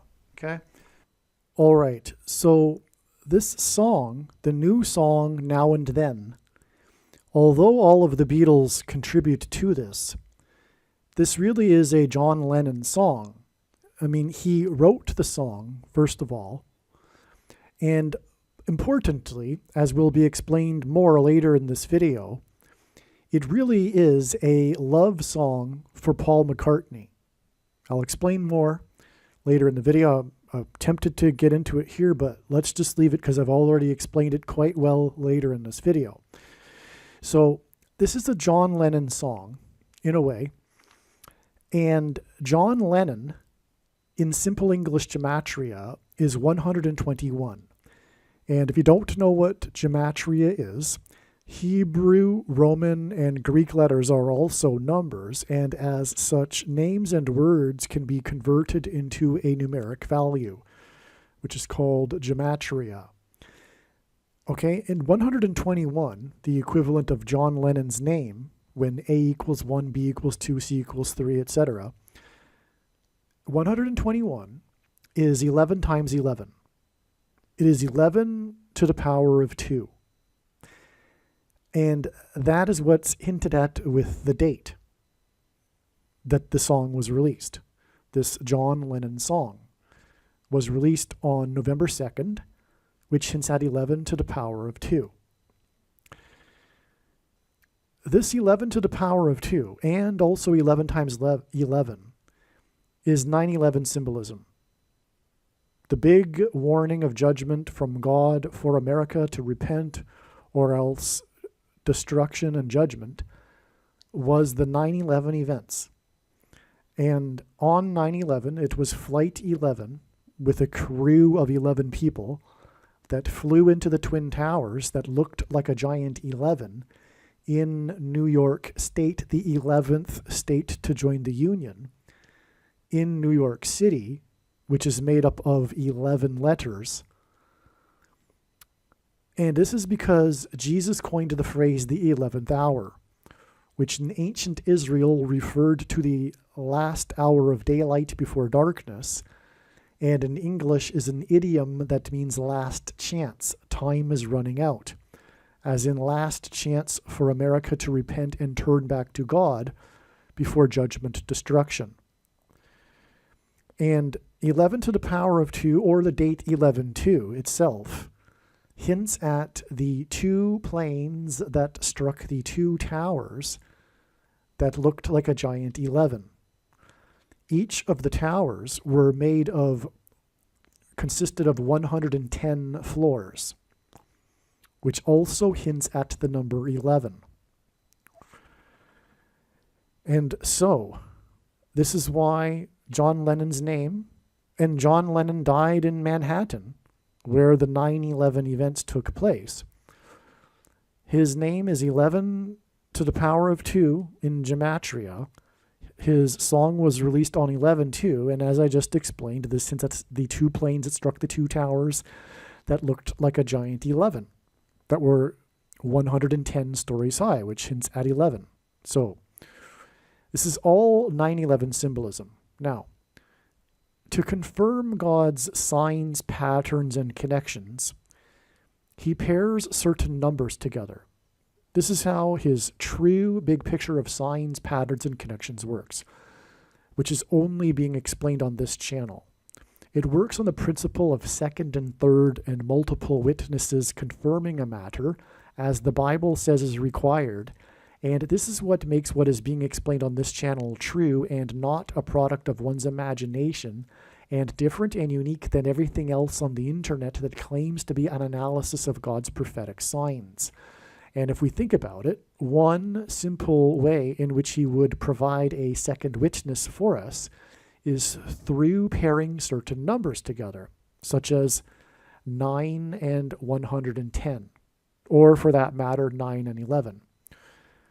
And the reason why I know this is because I've been studying God's big picture of signs, patterns, and connections from morning until night, more than full-time hours, for 6 years. Okay, and so, I mean, that's not so much of a stretch anyway. I think most people can see that immediately, that God would pair 9 and 11. But he also pairs 9 and 110 for this same reason. And I'm tempted to play a short clip explaining this, but it's been explained many other times in other videos, so I think I'll just leave it, and you'll take my word for it this time. Well, actually, it's pretty important, and I think that will really drive home the significance of the connection. So I'm just going to take a pause and briefly play a short clip, just a couple of minutes, a few minutes, that explains why and how God pairs 9 and 110 together. And I'll be right back. And if you've seen the clip before and you know that God pairs 9 and 110 together, sorry to be redundant, you can skip ahead 7 minutes. Jesus' official arrival into Jerusalem and first coming was on the 10th day of the first month in the Hebrew calendar. This is 110, and this hints at the number 110. In the book of Joshua, the date on which the Hebrews crossed over the Jordan River and officially entered the Promised Land was also on the 10th day of the first month, which is 110 and hints at the number 110. Jesus' first coming is symbolized by the number 110. This is why on 9/11, the two towers that collapsed were each 110 stories high. The collapse of two towers that were 110 floors was symbolism for Jesus' second coming. In the book of Joshua in the Bible, Joshua died at the age of 110. Joshua led the Hebrews around the security walls of the ancient city of Jericho before they collapsed in judgment. On 9/11, the Twin Towers, which were 110 stories high, collapsed, engendering a small earthquake that cracked the foundation of Federal Hall, where George Washington was inaugurated, on Wall Street. President George Washington was a founding father, and his inauguration as the first president was a symbolic founding of the nation. The cracking of the foundation of Federal Hall on Wall Street on 9/11 symbolized America's foundation in God being cracked. This is because after Washington's inauguration at Federal Hall, he then walked down Wall Street to Trinity Chapel, where he consecrated the nation to God, saying that if the nation were to ever turn away from God, it would lose its blessings. After 9/11, Trinity Chapel was called the Miracle Chapel, as it was the only building at Ground Zero to have survived. It did not even suffer a broken window due to the 70-year-old sycamore tree that was uprooted as it sheltered the chapel from the falling debris. In commemoration of this sycamore tree outside the chapel, today there is a huge bronze statue of its roots. In other words, through the 9/11 events, God was pointing to Trinity Chapel and Washington's covenantal consecration of the nation to God at Trinity Chapel. Wall Street is named after the original 9-foot-high wall of security that the Dutch built to keep the British and the Indians out. The collapse of 110 floors that cracked the foundation of Federal Hall on Wall Street, which is named after a 9-foot-high security wall, hints at 9/11 and points to Joshua, who died at 110, and the Hebrews that marched around the walls of security before they collapsed in judgment. 110 floors and the 9-foot-high wall of security that was Wall Street points to George Washington's march down Wall Street to Trinity Chapel that symbolized a covenantal relationship between America and God. To this effect, Washington's march down Wall Street with the New York Stock Exchange, the building that symbolizes America's financial strength, located on one side of the street, and Federal Hall, the building that symbolizes America's governmental and institutional strength on the other side, also pointed to the cutting rights ritual practiced in ancient Israel that was used in Abraham's and God's ritual walk in their covenant that is described in Genesis 15. A covenant that symbolizes Washington's walk down Wall Street and his covenantal consecration of the nation to God at Trinity Chapel.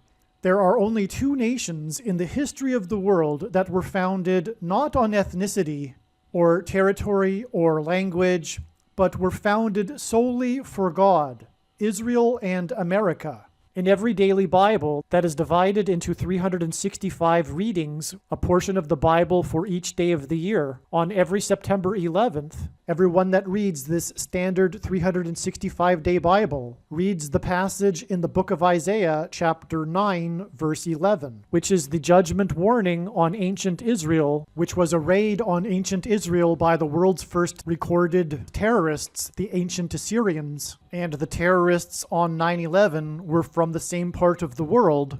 The Assyrians raided the northern kingdom of Israel first, and then later the southern kingdom of Judah was destroyed, which is why the terrorists on 9/11 hit the North Tower first, followed 17 minutes later by the South Tower. And this Isaiah 9:11 passage includes a mention of collapsed buildings and uprooted sycamore trees.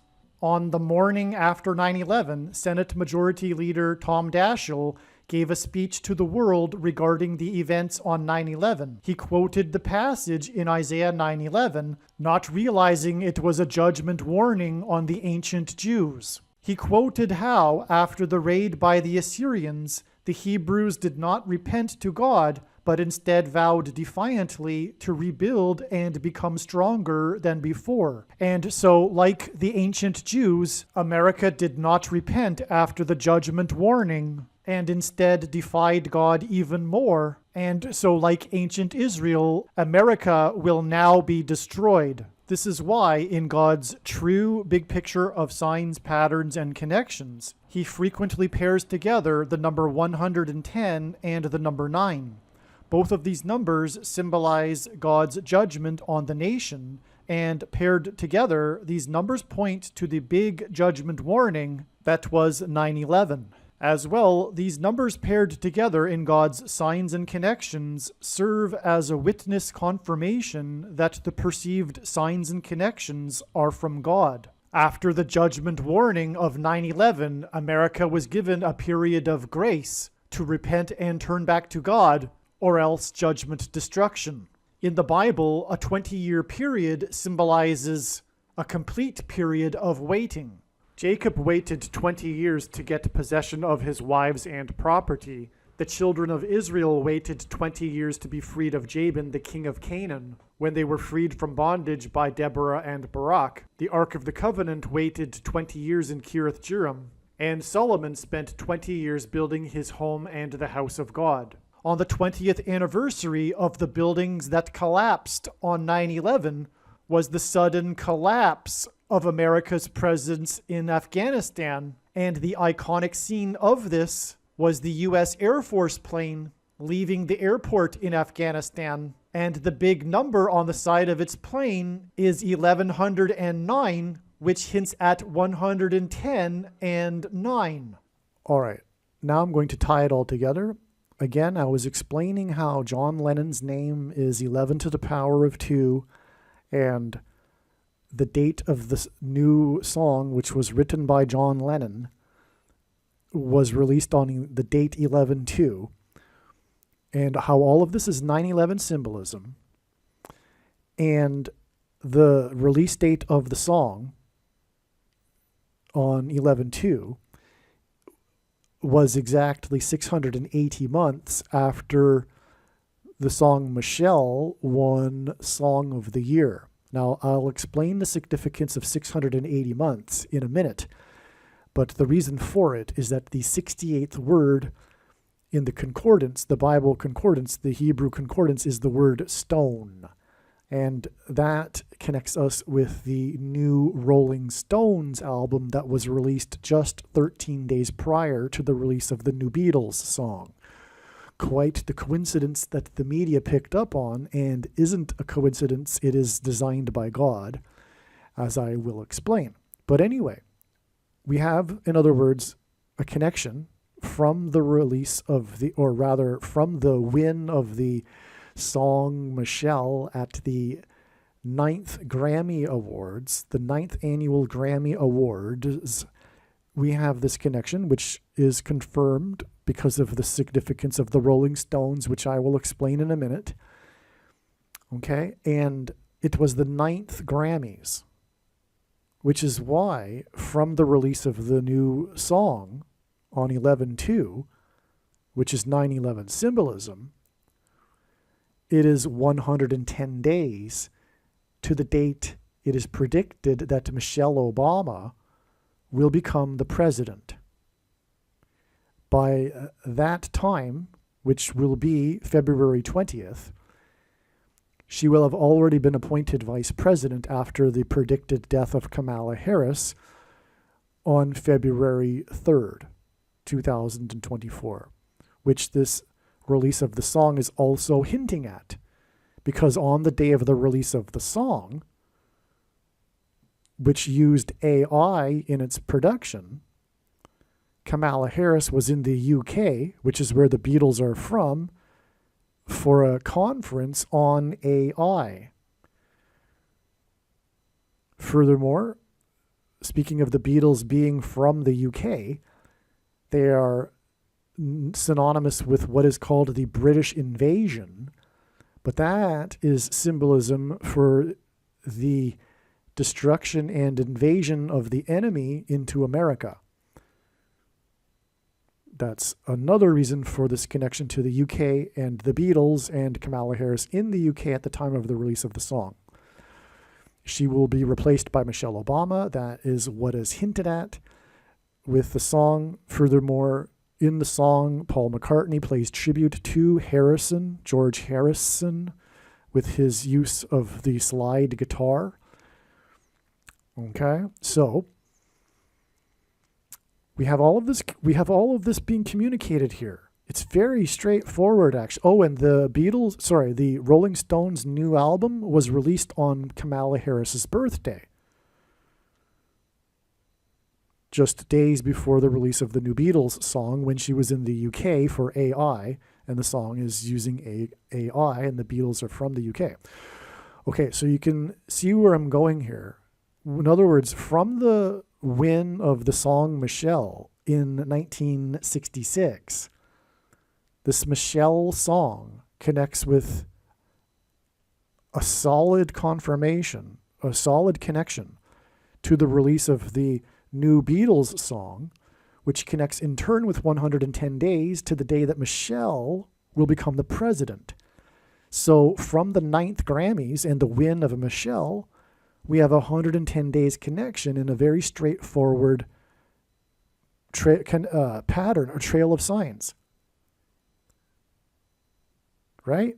Ninth win for Michelle, 680 months, which hints at the Rolling Stones, to the release of the new song, and then 110 days. And that 110 days gets us to February 20th, which hints at 220.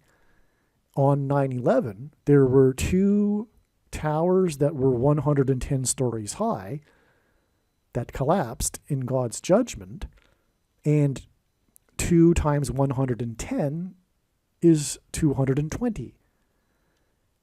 In other words, that's more 9/11 symbolism. So the 9th Grammys and the 110 days gets us to the date February 20th, which hints at 2 times 110, 9/11 symbolism.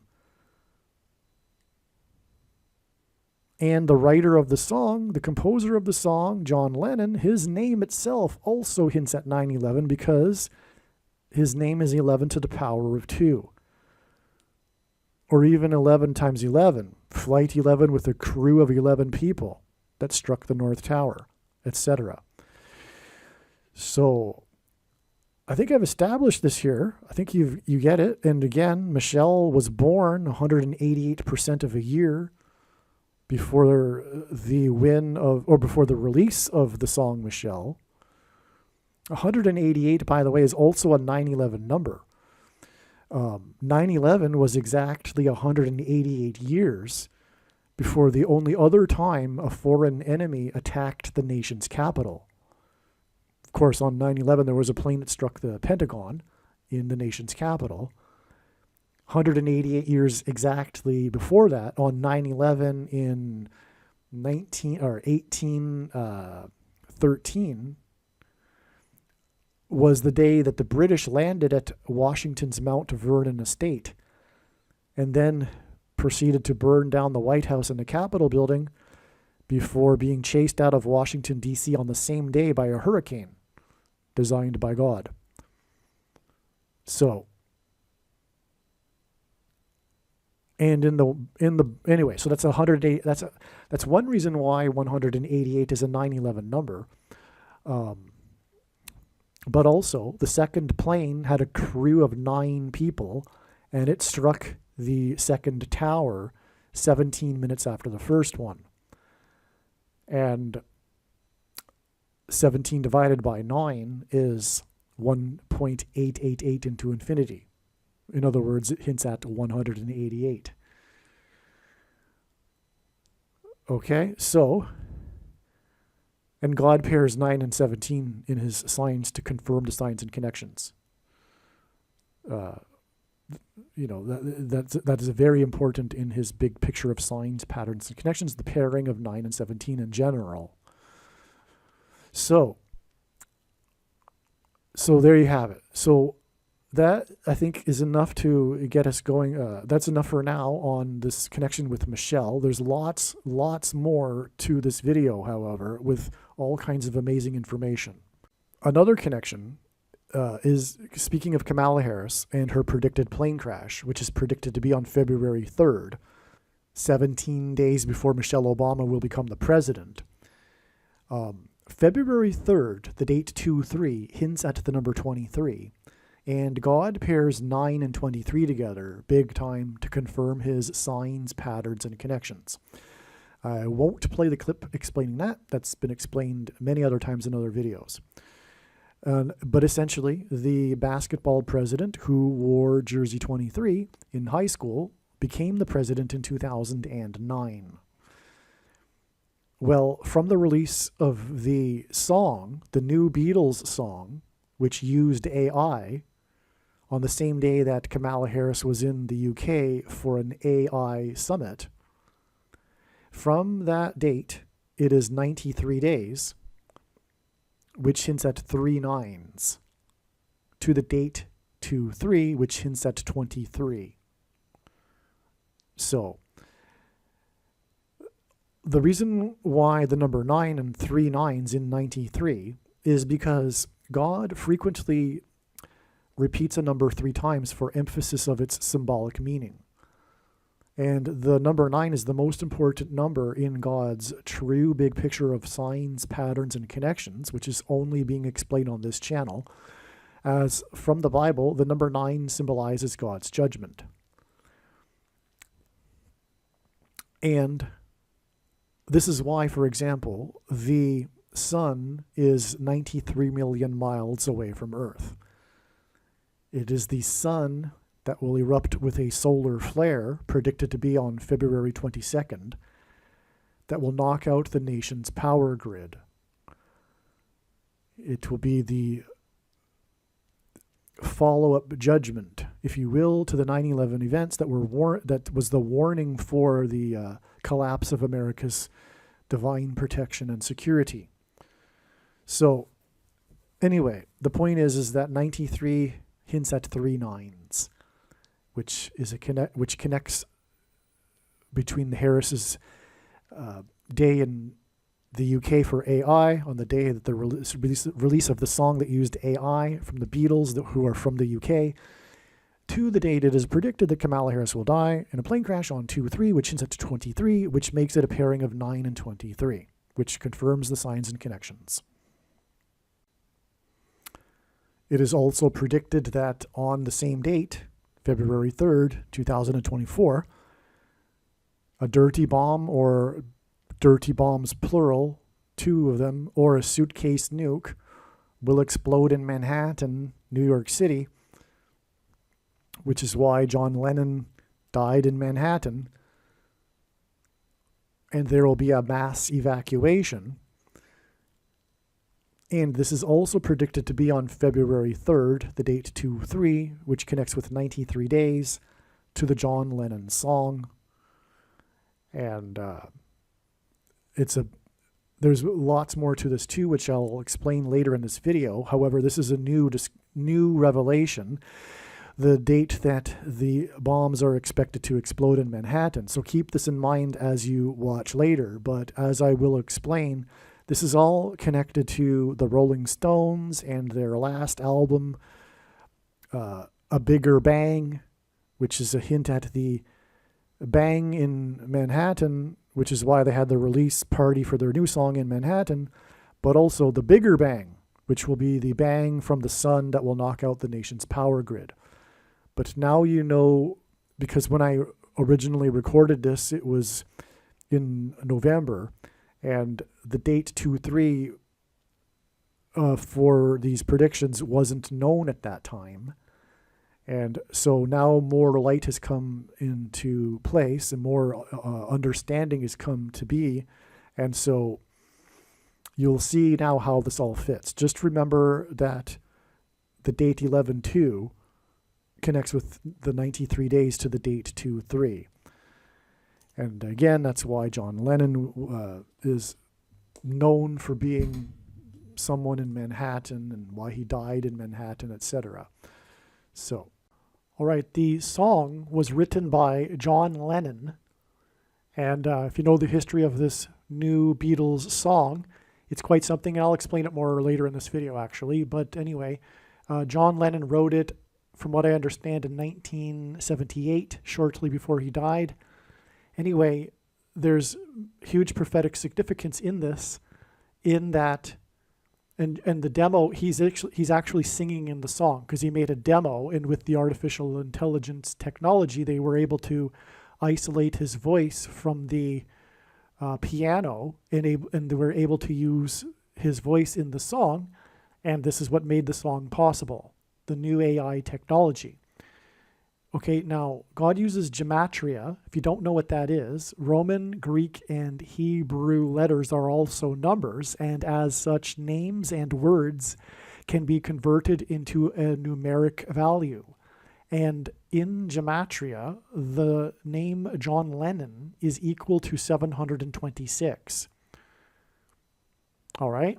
And that is astounding because, as I mentioned earlier, this song, this new Beatles song, was released 60 years and 6 months. It became number 1. It reached number 1, a record 60 years and 6 months after their first ever number 1 song.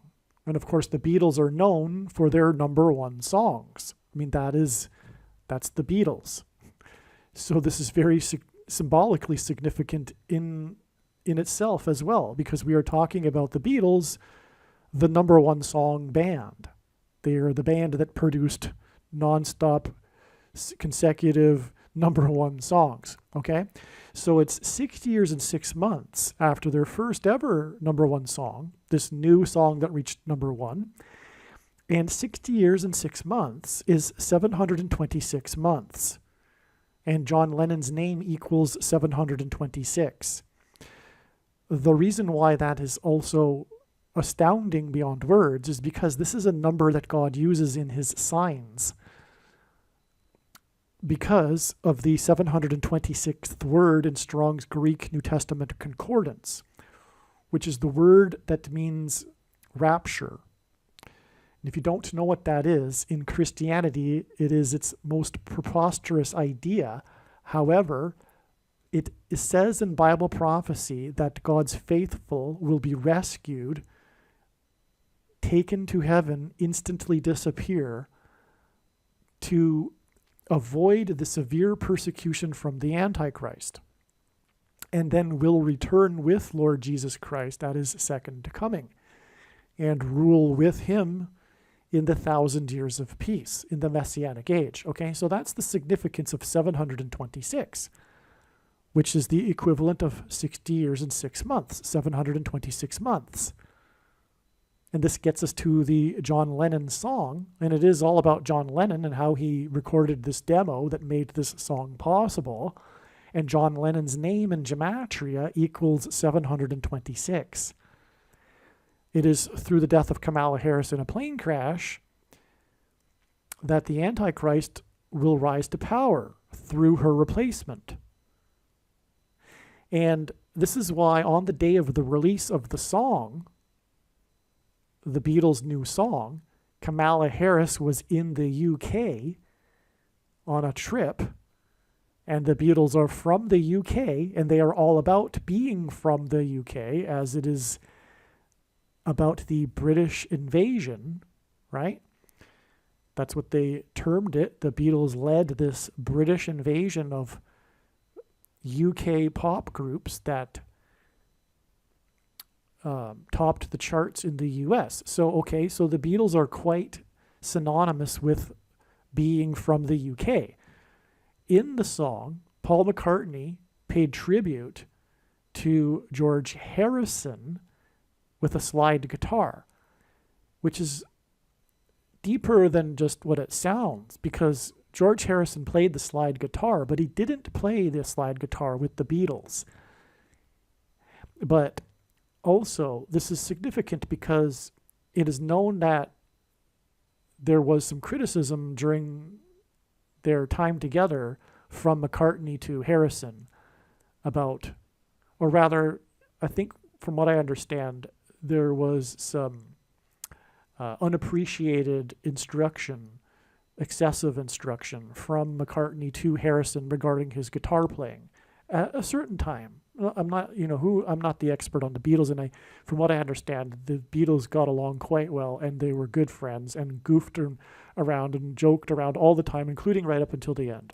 But they are known for this. McCartney is known for, anyway, so that's the point there. So it's the connection to Harrison, and which is ultimately connecting to Harris. Anyway, this song that pays tribute to Harrison was released on the same day that Kamala Harris, was in the UK for a global summit on artificial intelligence technology, a summit for AI. And the song was made possible due to AI technology. It is astounding, all right? So clearly, and furthermore, the death of Kamala Harris will lead to her replacement with Michelle Obama. And the song Michelle reached number one in 1966, which is what 60 years and 6 months hints at. So the coming predicted explosions in Manhattan and subsequent evacuation from Manhattan Island is in turn symbolism for the coming evacuation of God's faithful in what is called the rapture.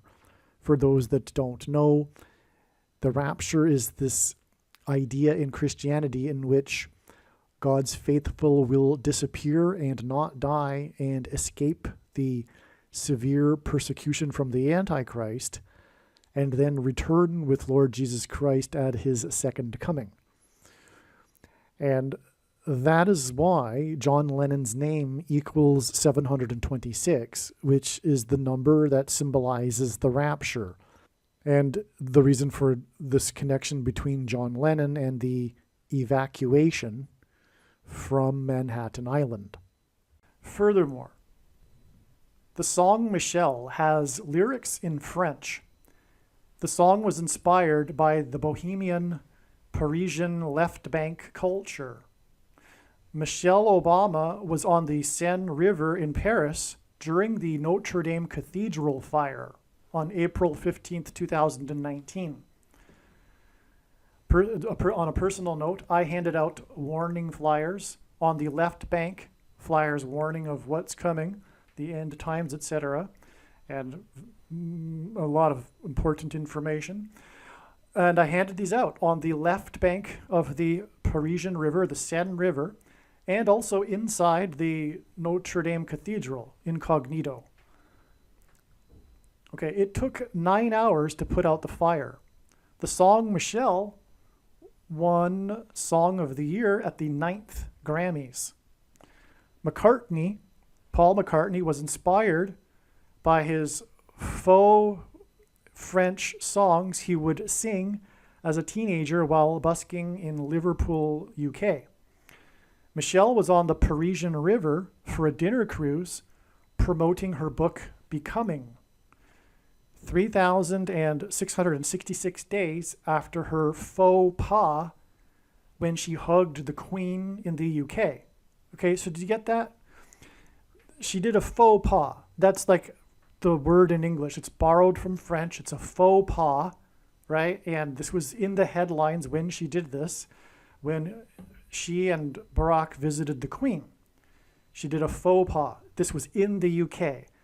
Now, the biggest UK band, the Beatles, Paul McCartney, was inspired with his faux French. He was faking French when he would sing as a teenager busking in Liverpool. Okay, so we have this connection here. And like I'm saying at the beginning here, the song was inspired by his time in Paris and the Bohemian left bank culture. Okay, and that's the river right where Michelle Obama was. All right? Okay. She was on the Paris River exactly 6 times 6 weeks before the 4 deaths in the plane over Washington, D.C. that caused the scramble of 4 F-16 fighter jets and 16 hints at 4 times 4 and the 44th president in Washington, D.C. And the plane was owned by a company named Encore. Encore is French for again. And the 44th president will become the president again. And I should emphasize become because Michelle Obama was promoting her book Becoming at the time of the fire, and she was on that river boat cruise on the river, which, if I failed to mention, was actually affected her cruise. Her cruise was redirected because of the fire. Okay. After Michelle will become the president, okay, so she will become the president again as Encore as a result of a plane crash, which is why the plane owned by the company Encore crashed after it flew over Washington, D.C., and there was 4 deaths and 4 F-16 fighter jets were scrambled because of it. Okay. On the day of the plane crash, which was 4 deaths and 4 F-16 fighter jets, MJ Fox, Michael J. Fox, okay, MJ, the initials equal 23 in simple English gematria, which is why it's prophetic, because Obama wore jersey 23 when he played basketball in high school. And Fox hints at 666, because F is the 6th letter, O is the 15th letter in the alphabet, and that hints at 1 plus 5 equals 6. And X is the 24th letter, which hints at 2 plus 4 equals 6. And that's why God uses Fox in his signs here. And that also includes Jamie Foxx, by the way, in his signs. But anyway, Michael J. Fox, on the same day as the plane crash, fell onto a couch on the stage of a Back to the Future panel, which hints at Back to the Future reality when Obama will become the president again. That's the hint there with all of that. But again, this Fox sign, and again, Fox hints at 666. This was exactly 6 times 6 times 6 weeks after Michelle Obama was on the Paris River. And we're talking about a connection to the plane owned by a company named Encore, which is French. And in turn, her time on the river and the Notre Dame Cathedral fire was 3,666 days after her faux pas with the Queen. All right? Did you get all that? That's amazing. More regarding all of this, by the way, is explained in the must-watch Back to the Future Prophecy video on this channel. Absolutely make sure you watch that video. There's a reason for the 3,000 days, which makes it 3,666 days, just for one example, and that isn't, of course, even scratching the surface of the scratching of the surface of the information in the Back to the Future video. All right, I had a feeling the Rolling Stones are connected to this. It can't be a coincidence that they just released a new album just 13 days before the release of the new Beatles song.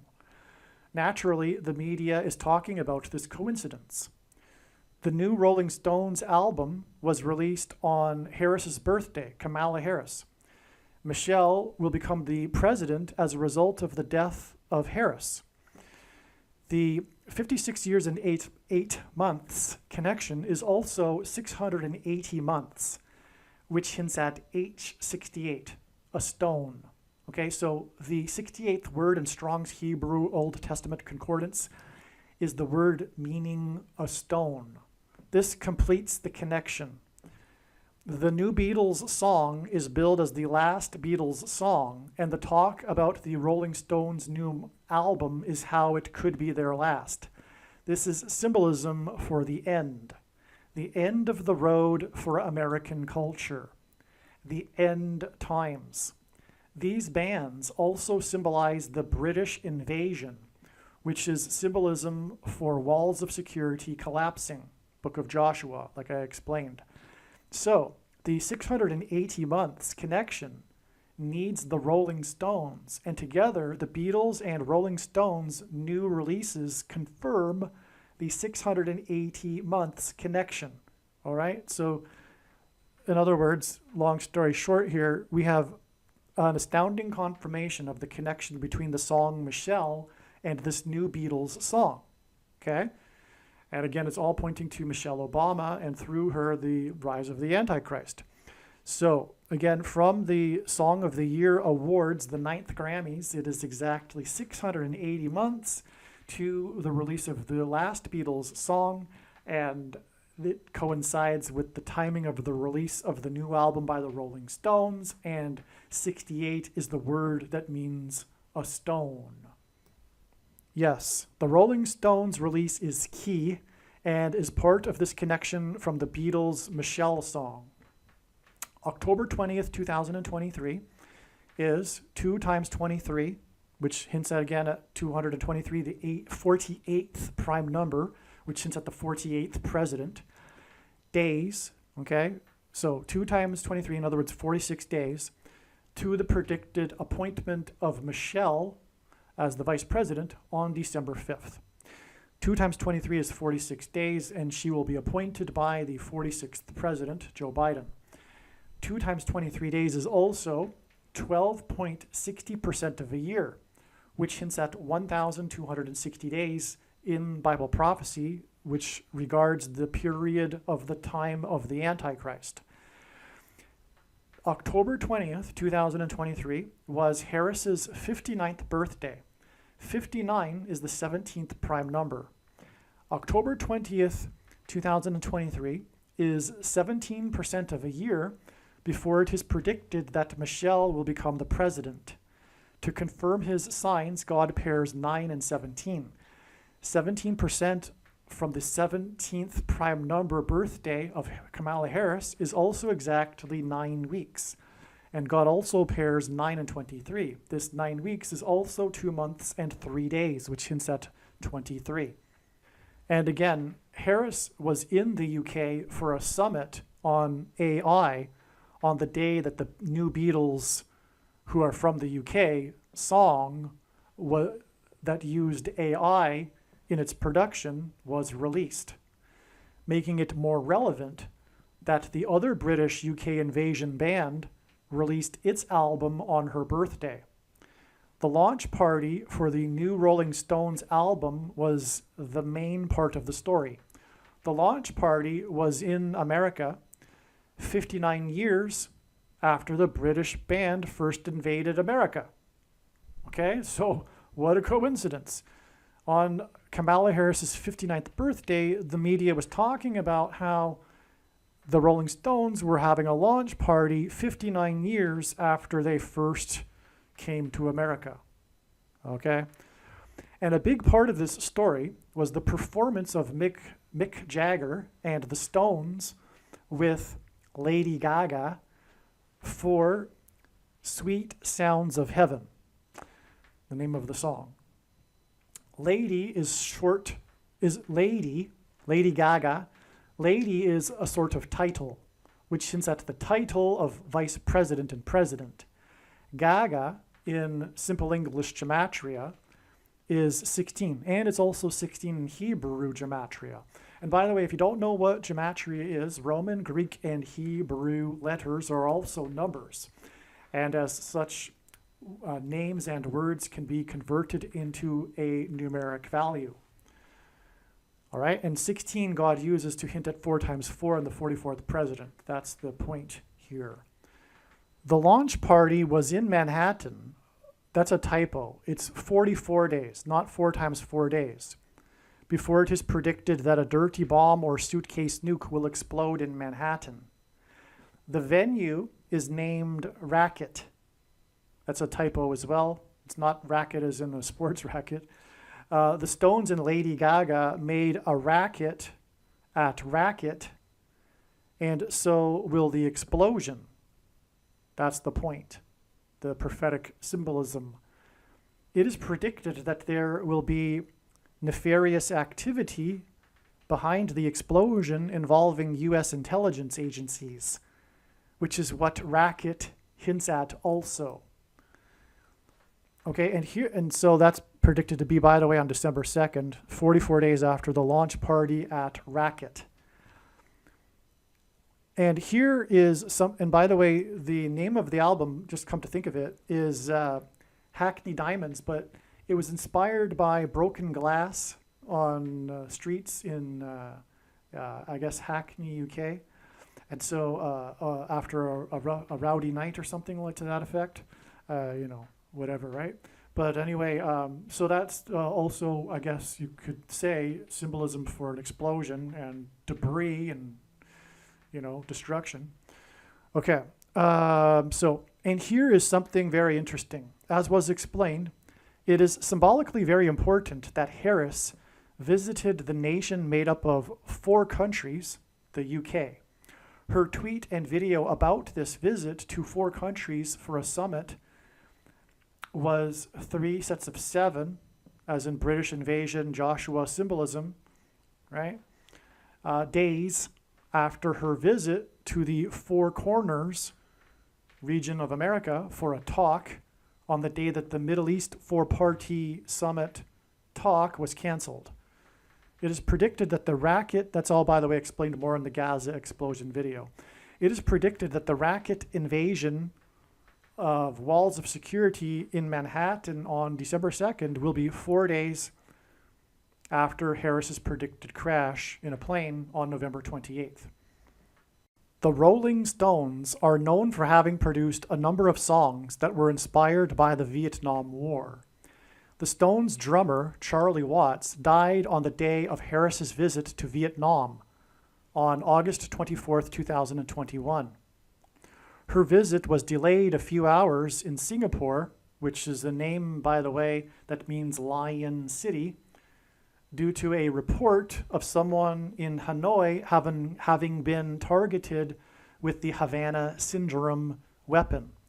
This hints at the targeting of Harris's plane by God and her crash in the area code 314, which hints at Isaiah 31:4, which speaks of a lion. Hence her delay in Lion City. Her Vietnam visit on the day of the Stones drummer, the Stones drummer died, was 8 plus 8 plus 8 months exactly. Okay, Jesus, by the way, is in Bible prophecy said to descend from the tribe of Judah, which is symbolized by the lion, all right? Okay, so and the name Jesus in Greek, gematria, equals 888. Okay, so let's begin again. Her visit to Vietnam on the day of the Stones drummer's death was 8 plus 8 plus 8 months exactly, which is also 4 plus 4 and then 4 plus 4 and then 4 plus 4 months, which hints at the 44th president, before the prophetic plane crash in a foreign country that was a result of war. The plane crash of the Russian general of the Wagner Group. The day of the death of the Stones, and by the way, that's extremely prophetic, but that's explained in another video. So when I'm writing this email, I'm talking to people that know what I'm already talking about, which makes it very difficult to explain sometimes. I need to elaborate, but I can't. I can't go into any further the explanation for the Wagner Group and the 54th Massachusetts Regiment and on, right? That fought at Fort Wagner, etc. So the day it's explained in other videos. That's why. The day of the death of the Stones drummer and Harris's plane trip to Vietnam, okay, Stones made songs inspired by the Vietnam War, is exactly 110 plus 1 plus 7 weeks before it is predicted, in other words, 118 weeks, before it is predicted that Harris will die in a plane crash. The reason why God uses 118 in this way is to hint at this, the 1117th word in Strong's Hebrew Old Testament Concordance, which is the word Bama, which in Hebrew means high place. Okay, and so let me backtrack again. The day of the death of the Stones drummer and Harris's plane trip to Vietnam, okay, is exactly 110 plus 1 plus 7 weeks, all right, and 110 is the book of Joshua symbolism, all right. Anyway, Harris will fall from a high place, flight 11, 17 minutes, 9:11. Okay, so I'm talking in code now to people that know what I'm talking about, okay? So what I mean here is one reason why God uses the number 1117 is the word Bama. And that also hints at 9/11, because on 9/11, it was Flight 11 that struck the North Tower. And then 17 minutes later, the world recognized that it wasn't an accident, but instead was terrorism when the second plane hit 17 minutes later. And so that's an 11 and 17 in a high place. And that's more reason for, anyway, what I'm talking about. So let's move on. The title of the new album, Hackney Diamonds, is said by Jagger to be a reference to broken glass from a car windshield during a rowdy night out. Hackney is the name of a city in the UK, and so the album's name would be a reference to broken glass in the streets of Hackney. The launch party for Hackney Diamonds was in Manhattan 44 days before it is predicted that there will be broken glass in the streets of Manhattan. On September 6th, 2023, the magazine Rolling Stone reported the Rolling Stones' announcement of their new album. The announcement of the new album was on the anniversary of the release of their last album, A Bigger Bang. It was the 18th anniversary. This 18 years is the headline of the Rolling Stone article. In the media in general, a big part of the story of the Stones' new album is how it is their first since 2005, 18 years earlier. 18 years is 6 plus 6 plus 6 years, which hints at 666, the number of the Antichrist. 18 years is also exactly 6 times 6 times 6 months. Okay, and that also hints at 666. This symbolic Antichrist connection to a bigger bang album is solid confirmation that the new album hints at the coming Big Bang explosion in Manhattan.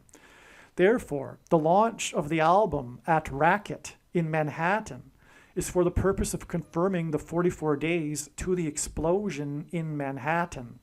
A bigger bang may also be a reference to how the coming explosion will be more destructive than 9/11. By the way, also, as I'll explain later, John Lennon, who wrote the new song, was shot in Manhattan. And that'll also, as I'll demonstrate, be pointing to the coming explosion predicted in Manhattan. Actually, the announcement of the new album on the 6+6+6th anniversary of A Bigger Bang is 87 days before the predicted bang in Manhattan. 87 hints at Revelation 8:7, the verse that describes the coming solar storm event that is predicted to be on February 22nd, 2024, which will knock out the nation's power grid. This 87 days is also 2 months and 26 days, which hints at H226, the 226th word in Strong's Hebrew Old Testament Concordance, which is the word that means prophetic sign. The bang in Manhattan, predicted to be on December 2nd, is in turn 2 times 11.23% of a year. 11.23% of a year is 41 days. Before the solar event, the predicted solar event on February 22nd. 1,123, which is what is hinted at with 11.23% of a year, is the 188th prime number. And as I explained, that's very important. In God's signs, I already explained that. It means whoa, exclamation mark, right? So that's why the 11.23% of the year, in other words, 41 days. Okay, so this hints at 2 times the woe, because again, between the predicted explosion in Manhattan, it is 2 times woe to the predicted explosion on the surface of the sun, which will be a bigger bang than the explosion in Manhattan. The coming explosion on the surface of the sun will be a bigger bang than the coming explosion in Manhattan. All right. Also, 2 times woe explosions. The one in Manhattan and the one on the sun. The Beatles set a new record in terms of time span between their first #1 hit and most current #1 hit at 60 years and 6 months. 666. It hints at 666. They also set a new record for time span in between their last #1 hit and their current #1 hit at 54 years. Their prior record was so that's a typo. The prior record was held by Kate Bush, who has the name of a president, at 44 years, the number of a president. The 44th president is the Antichrist, which is why this sign combines 60 years and 6 months in one record and 44 years in the other record. This may be overanalyzing things, but a part of the well-known hook of Michelle is the bridge that is said to be inspired by a song Lennon was listening to the night before recording. The lyric is, "I love you," with you emphasized and drawn out, followed by no vocals for the rest of the bridge. Likewise, in the new song, the chorus ends with you that is emphasized and drawn out, followed by an interval with no vocals. This correlation may be confirmation for the connection between the 2 songs in God's signs. I think it is, but there's more to be said, which I explain more in a second here. The new song was made possible because Yoko Ono is now 90 years old. 90 hints at 9, which is the number that symbolizes God's judgment, as I mentioned earlier. And McCartney got around her control because of this. Yoko Ono is, in simple English gematria, is 110. A pairing of 9 and 110. And that is profound because, again, as I mentioned earlier, God confirms his signs and connections through pairing certain numbers together. And God pairs 9 and 110 together frequently. And I've explained it many other times in other videos why, but it is 9/11 symbolism, okay? The new song reached number 1 on the date November 10th, which hints at 110. Okay? 1110 is 6 plus 6 plus 6 days before Harris's predicted crash on November 28th. Yoko Ono in English gematria is 660. 66th is the 11th triangular number, and therefore this confirms 6 plus 6 plus 6 days from November 10th. It is said that Yoko Ono was a curse on the Beatles, and therefore Antichrist symbolism. All right. And for that matter, she was nicknamed in the media the Dragon Lady. Okay, so she definitely has this Antichrist symbolism about her, being a curse on the Beatles, right? Everyone knows that, right? And her name, and God uses names, especially peculiar ones like Yoko Ono, to give us a gematria value number. And so there you have it, okay? And anyway, she's 90 years old. The song, which she had a big part in, which I didn't even get into here, she handed over the tape. She found the tape, the demo that John Lennon had made. And so she's a part of the new song story, all right? It isn't surprising that Yoko Ono would be a prophetic sign because she is a big part of the story of the Beatles. So somehow you would figure God would incorporate her as part of this prophetic sign. All right, I believe the bigger picture here is now known. Okay, so now we're getting into the really profound stuff here. Hopefully you've made it this far. Hopefully you follow that with all of the other videos too, because this is how it works. You never know when in the video, you can't turn off a video because it's just constantly new information, and you never know when the big profound thing is coming. And so anyway, when the prediction comes to pass, I think you should know that you need to watch every minute of every video is also the point. Hopefully you've made it this far, because now we're going to get into the really a profound thing here. Okay, I believe the bigger picture here is now known. What God is communicating here is starting to come to light. Okay, this is many days after the song was released. Got it now, as in I get it now, okay? This last Beatles song points to the prediction dates. However, what is bigger than this is that the Beatles are symbolic of a generation.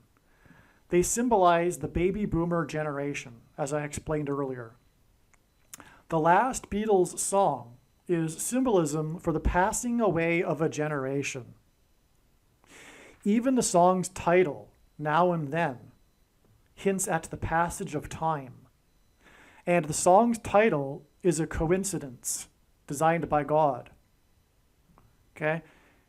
Not only that, but the composition of the song is a type of time travel, because the original demo was made in 1978, but then George Harrison contributed to it when the remaining Beatles got together in 1995, but this song wasn't completed, it couldn't have been completed until 2023 because of the technical difficulties. And so you have in this song that has a title that hints at the passage of time, produced by the band that symbolizes the baby boomer generation and symbolizes the end of the baby boomer generation, because this is the last Beatles song. And they are, well, Paul McCartney is 81 years old now. So you get what I'm trying to say here? Now, the song is melancholic, which is also symbolic, because it is in contrast with how the Beatles are the quintessential optimistic mood band. I mean, actually, this is another interesting thing. I've looked at this theory called socionomics. And anyway, if you plot the Beatles' #1 albums on a Dow Jones chart over the decades, over the times when they were released. It coincides with stock market peaks. And that's just a reflection of optimistic mood. Well, anyway, let's move on. So the video shows them throughout the years. So the video is also this video is a big part of the prophetic sign. Okay, this video, I think it was produced by Peter Jackson as well. And I say as well because he was responsible for the technology that it provided the ability to isolate Lennon's voice in the demo, which enabled this song to be produced. Okay, so but the video, it's a time capsule. It's a time travel video as well, because you've got younger Beatles mixed in with older Beatles, and it's just, quite the video. It's quite the video production, but it's an allusion to the passage of time, is my point. Okay, so the song incorporates their voices from different songs from the past. Not only that, so they've got in the song, when they're singing together, there's samples, clips, snippets from other songs in the past when they're singing the harmony together on a note. And so they've chopped it from another song, and it could be throughout their career. And it's not like, so they've got, like, from what I recall, there's 3 different notes, and each note is them in harmony from a different song from a different era. Okay, so there's even that part of this. Okay, and the video ends with the young Beatles bowing and disappearing. That's really profound. In fact, honestly, I choked up when I saw that, because I know partly because I know what's going on here in the prophetic significance of all of this. But it's moving, because if you've watched the video, you'll recall the very last scene is the very young Beatles, black and white, and they're bowing to the crowd after playing a song, and then they disintegrate, they disappear.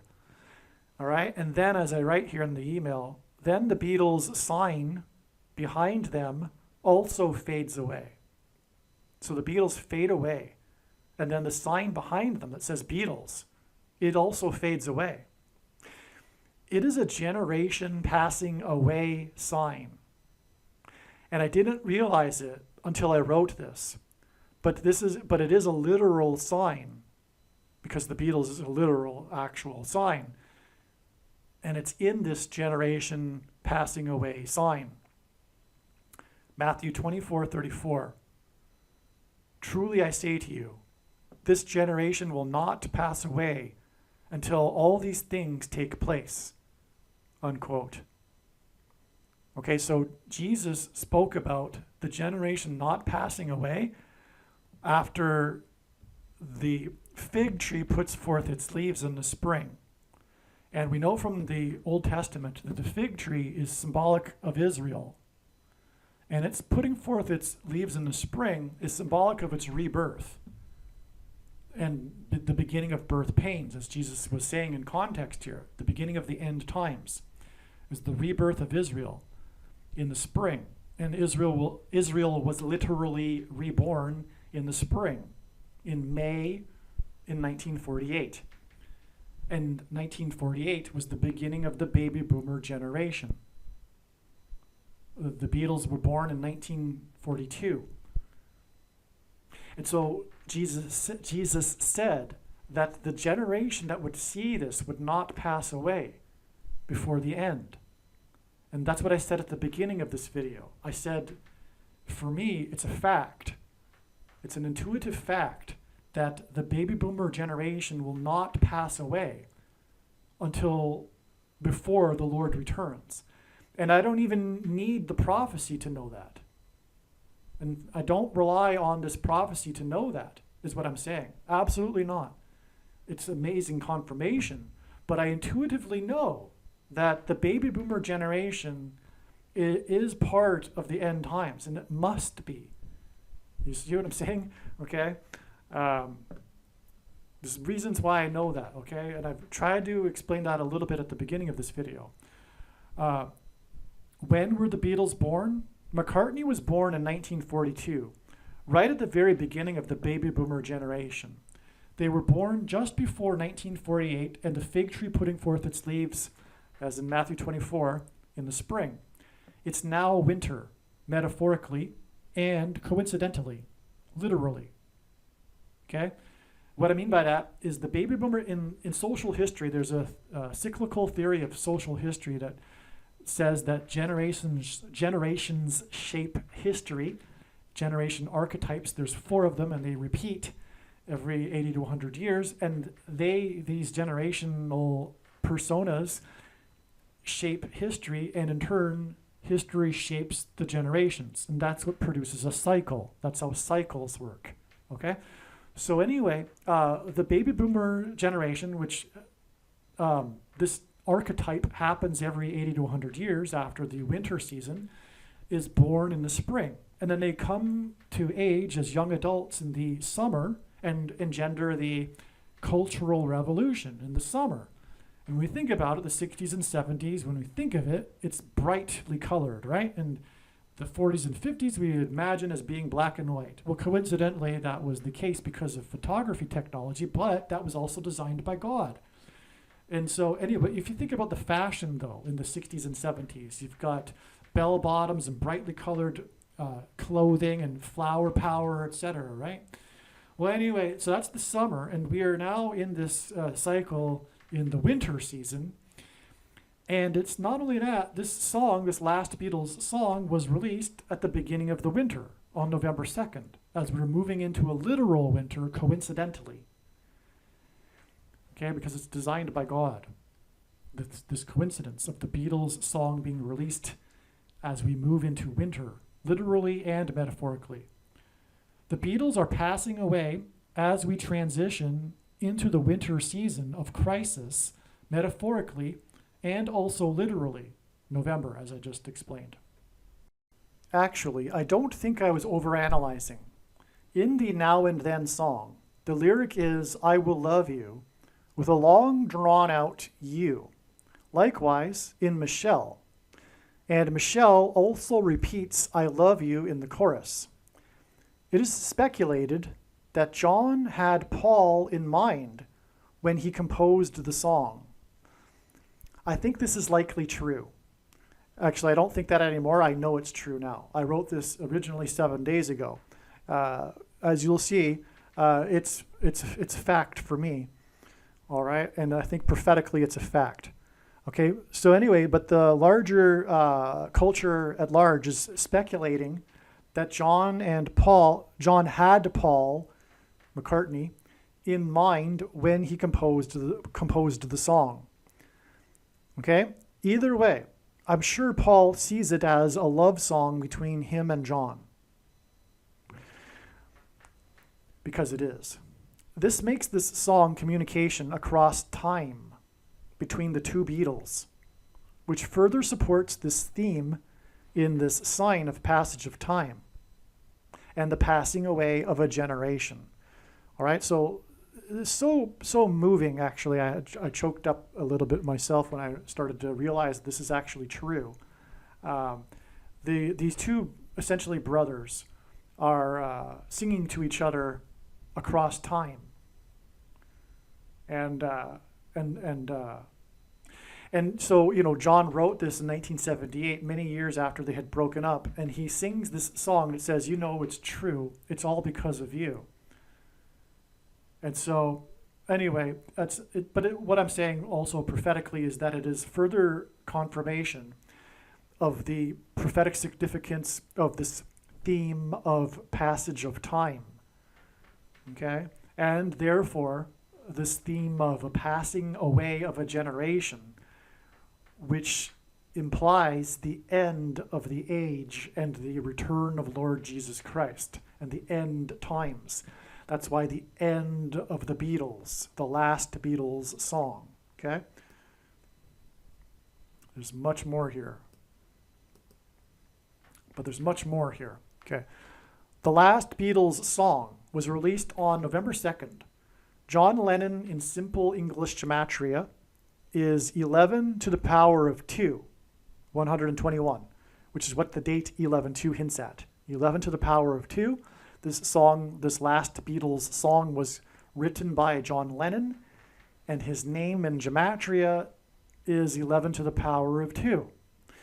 John's name highlights the number 11, and his name symbolically aligns with the date 11/2, the release of his and the Beatles song.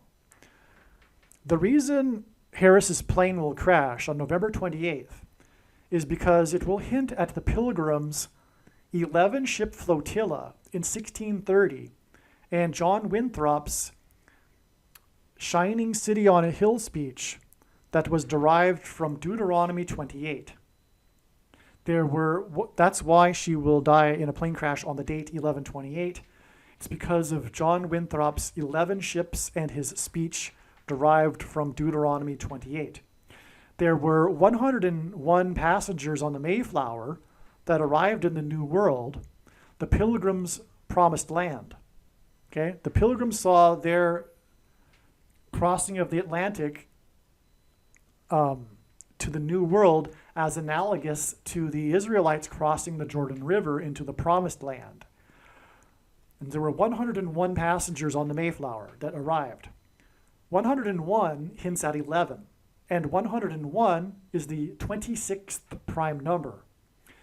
Yahweh, the name of God, in Hebrew gematria, is equal to 26. The release of the last Beatles song, Now and Then, was released on the date 11/2, which hints at 11 and the Pilgrims, and 26 days later, which hints at the name of God, will be 11/28. The date 11/28 hints at the Pilgrims and Winthrop's speech derived from God's words before entering the promised land, and this is the date it is predicted that Kamala Harris will die in a plane crash. The last Beatles song, Now and Then, symbolizes the passage of time, not only of a generation, but the time between the founding of the nation and the Pilgrims and the current moment in time on the eve of the end and destruction of the nation. That is the big thing here. Okay, so not only is this passing away of a generation theme symbolized with this Beatles prophetic sign, but the Beatles song is released 26 days before it is predicted that Kamala Harris will die in a plane crash on the date 11/28, which hints at the beginning of the nation with the 11 ships and the speech derived from Deuteronomy 28, which regards God's promises of blessings and curses for the Israelites in Israel, in the promised land, dependent on whether or not they obey God's commandments, which was essentially John Winthrop's speech as well before they disembarked their ships into the promised land. Okay, so again, from this sign of the Beatles, that's symbolic of the passage of time, this song Now and Then. This release on November 2nd is 26 days to the date 11/28, which hints and the predicted crash of Harris. Okay, and which is also, by the way, hinted at with George Harrison. But this 26 days is relevant too, and the date 11/28 hints at the passage of time between now and back then when the Pilgrims arrived. But the 26 days is also relevant because the 26th prime number is 101, and there were 101 passengers on the Mayflower, and 101 hints at 11, and there were 11 ships in John Winthrop's flotilla 10 years after the Mayflower. And so, my friends, what I'm saying is that this end of the Beatles, this last song, is a sign that's pointing to the end of the period of time and history of America. According to the Bible, God created man in his own image. And it's this idea that will ultimately begin us on our journey in unraveling the number 11 pattern found within Numbers. So let's begin our second subtopic, numbers, because it too is an important concept in the Bible, because numbers are found everywhere in the Bible, like the number 7, 12, 40. There's even a book of Numbers. Another interesting example is the number of the beast, because that particular example highlights the use of numbers and validating that they are important. However, are these two concepts related between an image and numbers? Well, to draw that connection, let's begin with a metaphor, using an image and a mirror. So let's imagine a mirror with a 1 placed here. It would create a reflection, resulting in the image of a 1. Similarly, if we start on the number line, 11 is the first numerical number along the number line to have repeating digits or reflecting digits, and can be further demonstrated when we place a mirror here in the middle of 11. We could say that 1 reflects 1, whereas 10 or 12 don't, because 1 doesn't reflect 0, nor does 1 reflect 2, and so on, hinting at the fact that the number 11 represents reflection. Another important thing to mention is that not only does reflection create an image, but that the image is symmetrical. And what is fascinating is that the number 11 will act in the same way as a mirror, creating a symmetrical image between all other numbers. This can be amazingly demonstrated by this 10 by 10 chart, representing all 2-digit numbers from 0 to 99 in numerical order. And if you notice, the numbers going down diagonally are numbers that are divisible by 11, starting with 11, 22, 33, 44, and so forth. And if you notice, it acts as our axis of symmetry between the rest of the numbers. For example, let's look at the 34-43 branch. As we follow it out, we have 25 and 52, 16 and 61. Lastly, we have 7, which is symmetrical to 70. This particular example is similar to the 45-54 branch, and subsequently all other branches follow this exact same relationship, demonstrating that the number 11 is literally a number of reflection, creating a symmetry between the numbers that branch off of it.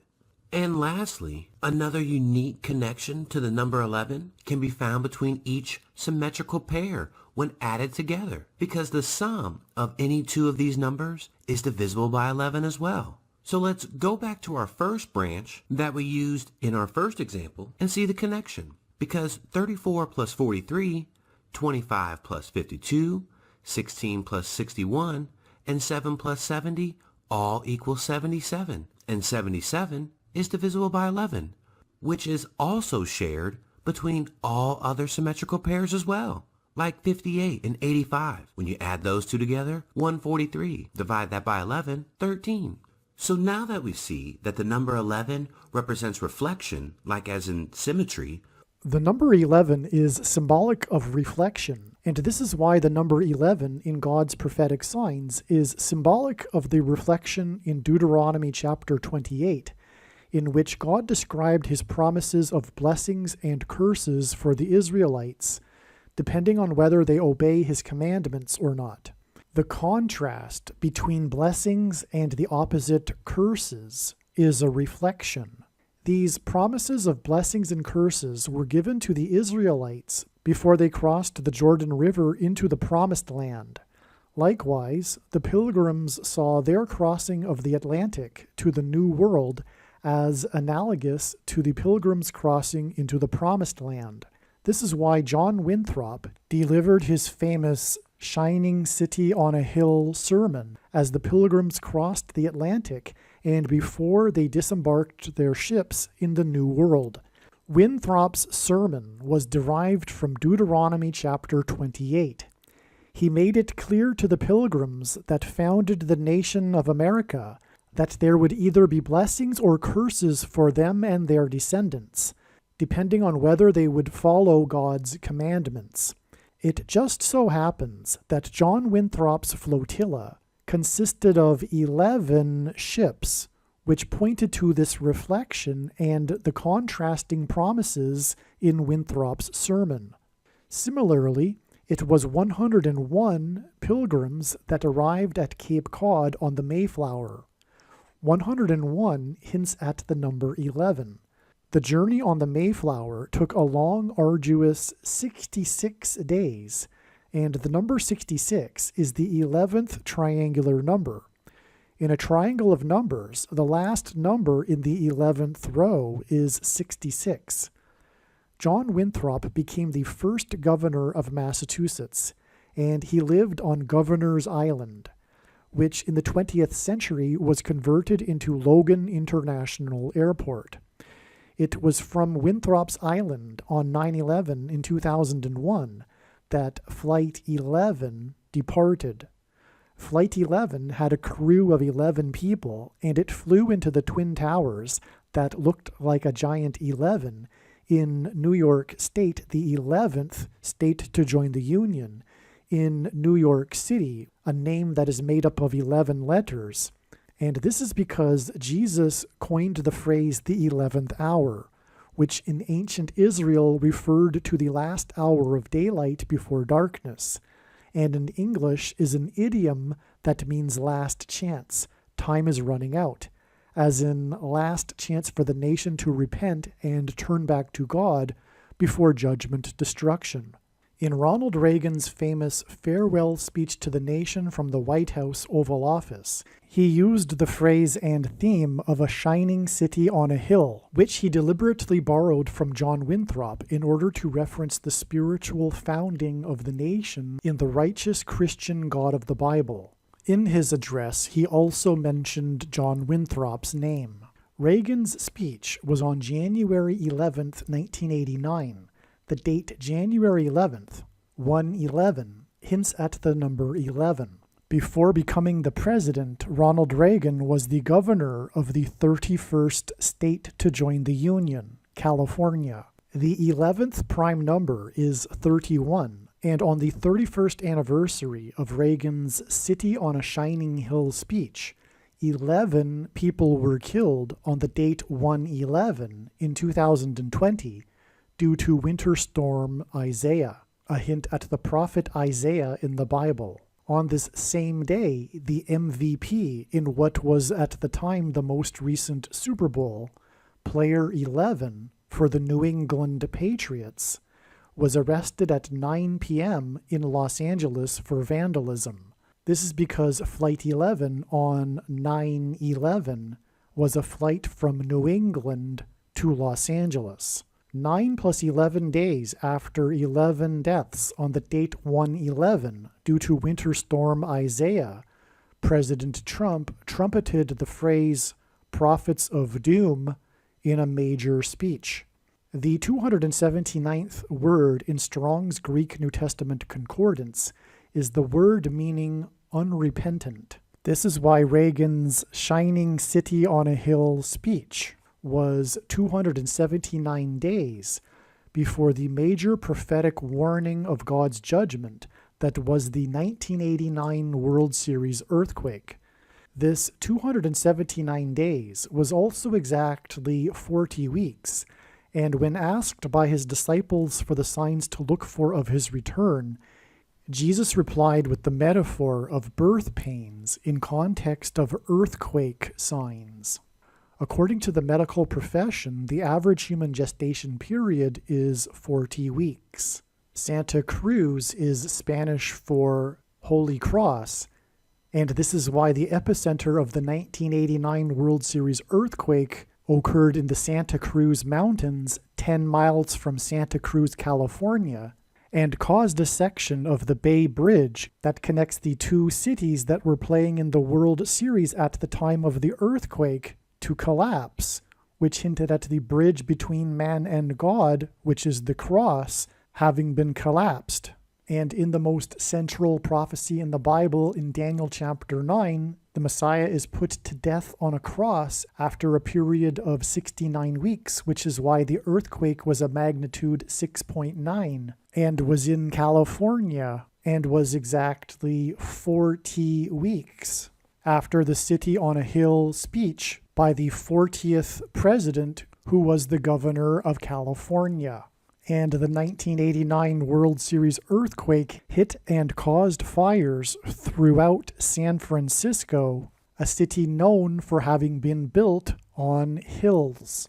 It is because the number 11 symbolizes God's promises of blessings and curses for his nation in Deuteronomy chapter 28 that it is predicted that U.S. Vice President Kamala Harris will die in a plane crash on the date 11/28 on her way to or coming back from the 31st state, which will lead to the curse of the Antichrist president.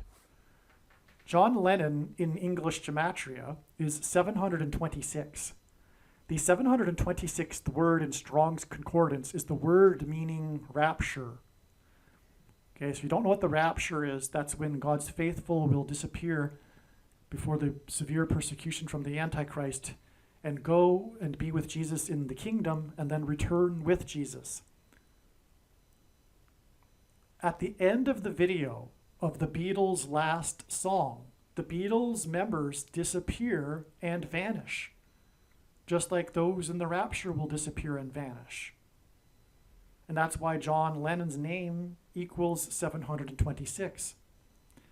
In Bible prophecy, it is said that God's faithful will disappear and vanish. They will be raptured in an escape of severe persecution from the Antichrist and tribulation in the world. This rapture event will be on May 26th, 2024. May 26th, 2024 is 206 days after the release of the last Beatles song, which includes the video of them disappearing. 206 hints at 26 and the name of God. Through the name John Lennon and the name of God, God has confirmed the date of Harris's plane crash, which will lead to the rise of the Antichrist, and also the date when he will rescue his faithful from the Antichrist, with two numbers that symbolize 26 in God's name. 26 days and 206 days. Right? From the release of the song and the video, it's 26 days to Harris's crash and 206 days to the rapture. And the video hints at the rapture, and so does John Lennon's name. And we get the connection through God's name of the number 26. The vanishing of the Beatles in the video is a rapture sign. These two songs, Michelle and Now and Then, contain the lyric, I love you, and symbolize the passage of time. Communicate God's love relationship from the beginning and over time with his country, America. The last words John said to Paul before he died were, quote, "Won't you think of me now and then?" Unquote. The cassette for Now and Then was given to Paul, said on it, for Paul. Actually, I've come to learn that Paul didn't get the original, and he didn't even get a copy of the original. I think it's a copy of a copy. And anyway, apparently the original has on it written for Paul. But and from what I understand, it is believed that it's John Lennon's handwriting. I suppose I'm 90% sure that that's the general understanding, although I did hear somewhere that it's possible that it's Yoko Ono's writing when she was going through John's stuff or something and wrote it on it. But that's like bringing in the doubt. But there is no doubt, because we know intuitively what God is communicating here through his signs. We know what God is communicating. It is a love song for Paul. And when you think about it, the lyrics also are clearly a friendship. It's clearly friendship.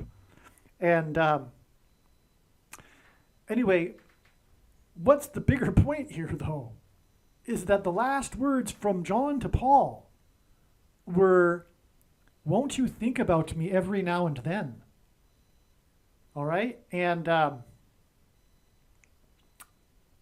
I'll explain, there's more to this as I'll explain. So rather than repeat it twice, I'm going to come back to this, okay? So anyway, we have this big prophetic sign, which is this last Beatles song named Now and Then. And it is speculated, although it's not, for me, speculation, that the song was written by John for Paul. All right? So, yeah, these words were on John's mind. And that's why he said these words to Paul and wrote a song named Now and Then. All right? And he says in the song, it's all because of you. So, anyway, it's such a beautiful thing, actually. The song reached number, but I'm going to come back to that in a second. Okay, so the song reached number 1 on November 10th. This is a series of ones.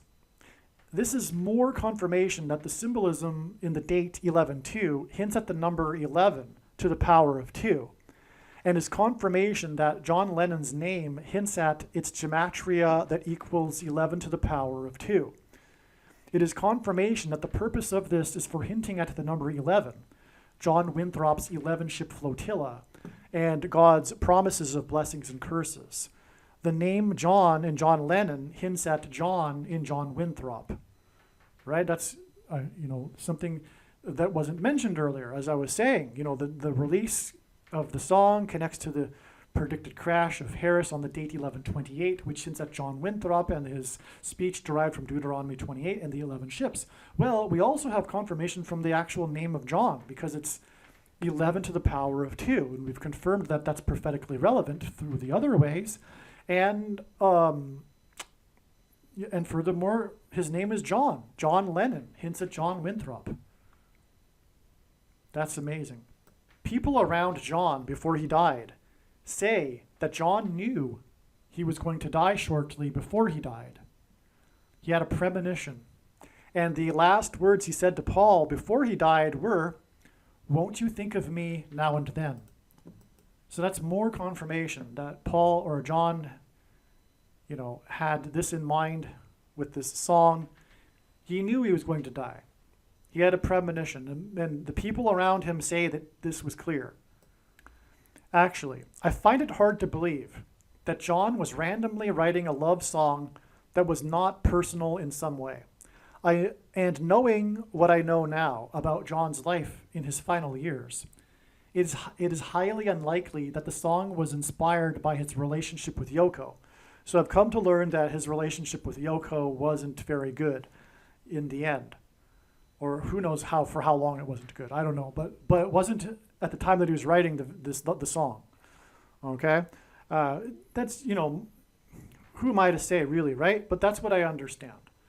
So I find it hard to believe that it would be about Yoko Ono, furthermore. But it's clear for other reasons that it isn't about Yoko Ono anyway. In my opinion, it was most certainly about Paul. You know it's true, it's all because of you, the lyric. Additionally, the last words he spoke to Paul were, "Won't you think of me now and then?" And it is also quite likely that those that say that John had a premonition that he was going to die are telling the truth. Therefore, the song written in 1978, shortly before he died, was a sort of goodbye to Paul. Having thought about it, I highly doubt Yoko wrote on the cassette for Paul. It was written by John. John wrote for Paul on the cassette. On a personal note, there was a night in Madrid in 2017 after spending an exhausting day handing out flyers. By the way, if you'd like the file for the flyer that I hand out, please contact me. And in my opinion, everyone should be doing this, handing out flyers. And in my opinion, it should be my flyers, because the typical evangelical tracts are not appropriate. First of all, they're largely containing errors, theological errors, talking about the love of God when it's never the love of God is never spoken to to unbelievers in the Bible, including in the book of Acts. All right. Second of all, if you are watching this video, you have valuable information. It's a bag of gold. So that's another reason for not handing out typical evangelical tracts. You need to be handing out the flyer that I have, or something very, very similar, right? But the flyer I have is, a lot of time is put into it, a lot of information on it, and that's the key. It's not just one even paragraph. It's tons of information, that people desperately need to know right now. If you are a watchman, which I assume that you are if you're watching this video, you're interested in God's prophetic science, you need to be warning people as a watchman, right? You need to, as the Bible says, the sons of Issachar knew what to do according to the times. You need to know the times that you're in order to know what to do. All right, so anyway, I really don't know what people are thinking if they are not doing this. Even if they're shy, handing them out anyway, courage isn't a lack of fear, it's action in spite of it. You can hand them out on busy street corners and mailboxes, car windshields and busy parking lots, all right? And you need to be doing something like this all the time, right? I don't understand what people are thinking. It's a bag of gold, and Jesus warned Christians that did nothing with their bag of gold that they would be going to hell. That's clear in Matthew 25, okay? So, all right, so anyway, on a personal note, there was a night in Madrid in 2017 after spending an exhausting day, and you should be exhausting yourself as well. You should be working to the point of exhaustion every day. If you're watching this video, it's probable that you're spending too much, you're a video watcher, the irony here, and that you're spending too much time watching videos. You can't take the knowledge with you to heaven. You need to be using it. And you need to be getting out there every day in your spare time and exhausting yourself, working yourself to the bone. That's what it means to be a follower of Christ. Your sole purpose for being alive right now is to help others, right? After spending an exhausting day handing out flyers, I had to go to a jazz club and collect the keys to the Airbnb room from a musician playing on stage. The Airbnb place was a sort of artist's studio. I slept on some sort of inflatable mattress that seemed to be in a musician's room. But sitting alone in what would be considered a common living room of the warehouse apartment, I found myself staring at a poster of John Lennon or the Beatles and contemplating the life of John. My thoughts were how John was now dead, and that his fame and fortune did not matter in the end. He had a great life, so I assumed at the time, but he lost out on the opportunity to serve God. Even though my night with accommodations had been a serious struggle, I felt blessed with that opportunity, and I was contemplating something to the effect that there is no reason to be envious of John in any way. I felt the glow of the Holy Spirit. This was just thinking to myself, it wasn't really about John. The Beatles song was produced using AI. Harris was in the UK for an AI summit on the same day the song was released. It reached number one after 60 years and 6 months since their first number one hit. Their last number one song was 54 years ago, which broke the prior record of 44 years. It reached number one on November 10th, 2023. 7 days later, Samuel Harris Altman was fired as CEO of OpenAI on November 17th. In turn, which hints at that 1,117 that I mentioned earlier, by the way. In turn, 11/17 is 11 days to the predicted date of Harris's crash in St. Louis. This 7 days and then 11 days hints at Genesis 7:11, and also the eclipse that peaked over St. Louis at 1:17 p.m. The Beatles founded the Apple Music Company. Their first and last hits are 60 years and 6 months apart. The Apple computer was sold, the first one, was sold for $666.66. An apple is the symbol for the forbidden fruit and the serpent in the Garden of Eden that tempted Eve. The Antichrist's number is 666. The mark of the Antichrist will be enforced through Apple computer products and AI. Digital currency will be used to enforce the mark of the Antichrist, and this is why their last hit was 54 years ago. The number 54 hints at the 54th Massachusetts Regiment and programmable digital currency, because of the story of the 54th Massachusetts Regiment, which was about the $13 that they weren't paid, that the other white northern soldiers were paid, an example of oppressive minority laws. And it hints at, of course, the 13th Amendment, which abolished slavery. The first black regiment was the 54th Massachusetts Regiment. And anyway, this money aspect of this 54th Massachusetts Regiment story is symbolism for the oppressive minority laws that will enforce the mark of the Antichrist through programmable digital currency and the rationing of food, which, by the way, also Apple hints at. The Apple is a food. This 54 years record broke the prior 44-year record because the 44th president is the Antichrist. The eclipse peaked for 4 times 40 seconds. There are 44 days remaining in the year after November 17th, the day that the CEO of OpenAI was fired.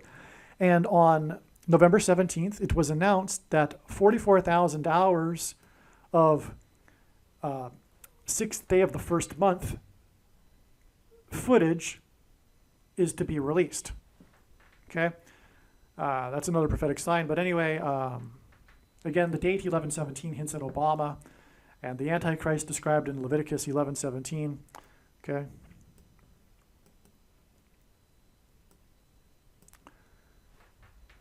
Okay. The Beatles' famous last ever concert was in Candlestick Park in San Francisco. The Lord has used Candlestick Park in other signs, including the 1989 World Series earthquake and the power outage during a Monday night football game that was on Hanukkah Day 1, which made the name Candlestick hint at the menorah candles in the temple. The last ever concert that ended that particular concert tour began at 9:27 p.m. The Lord uses the time 9:27 in his signs to hint at the end of time and the passage in Daniel 9:27, the end of the age. It's the last verse. This is the most central prophecy in the Bible, and the last verse of it is about the end times. 9:27, Daniel 9:27, which is the verse about the end times, which confirms the significance of the last ever Beatles concert, the end of Beatles touring. A famous documentary made by Ron Howard about the Beatles' touring years is titled 8 Days a Week, which hints at the 8 days of the festival of Hanukkah. Okay, hence the connection to Candlestick Park.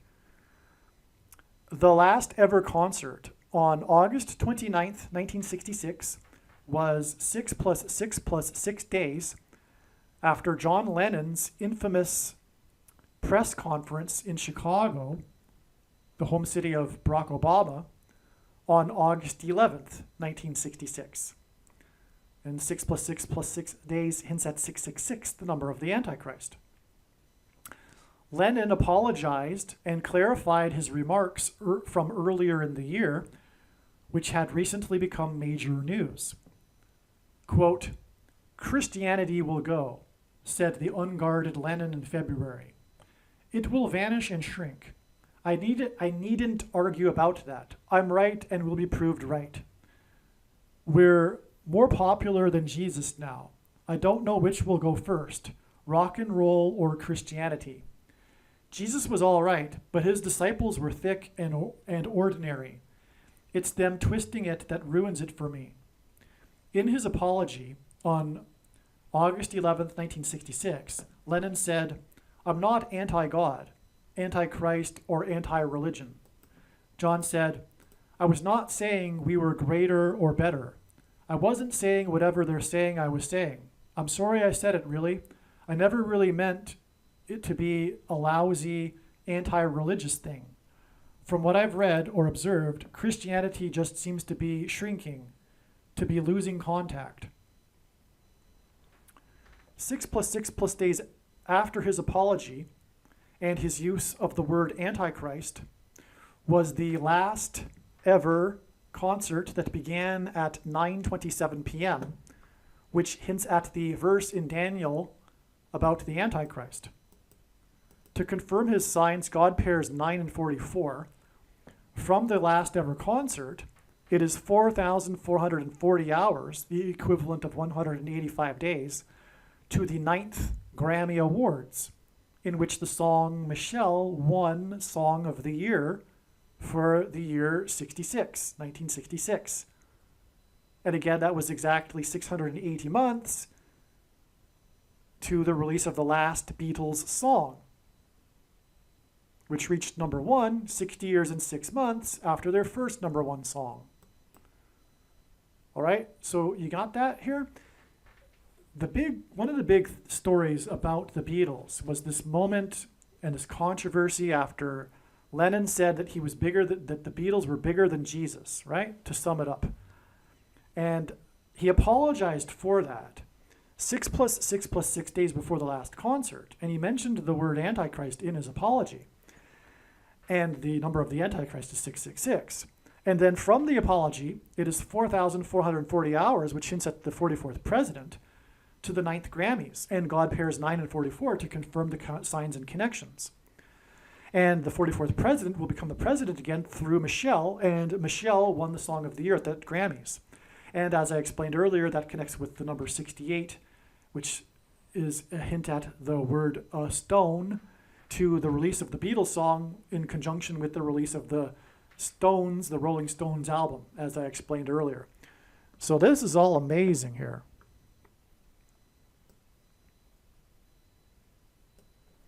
And so, here we have it.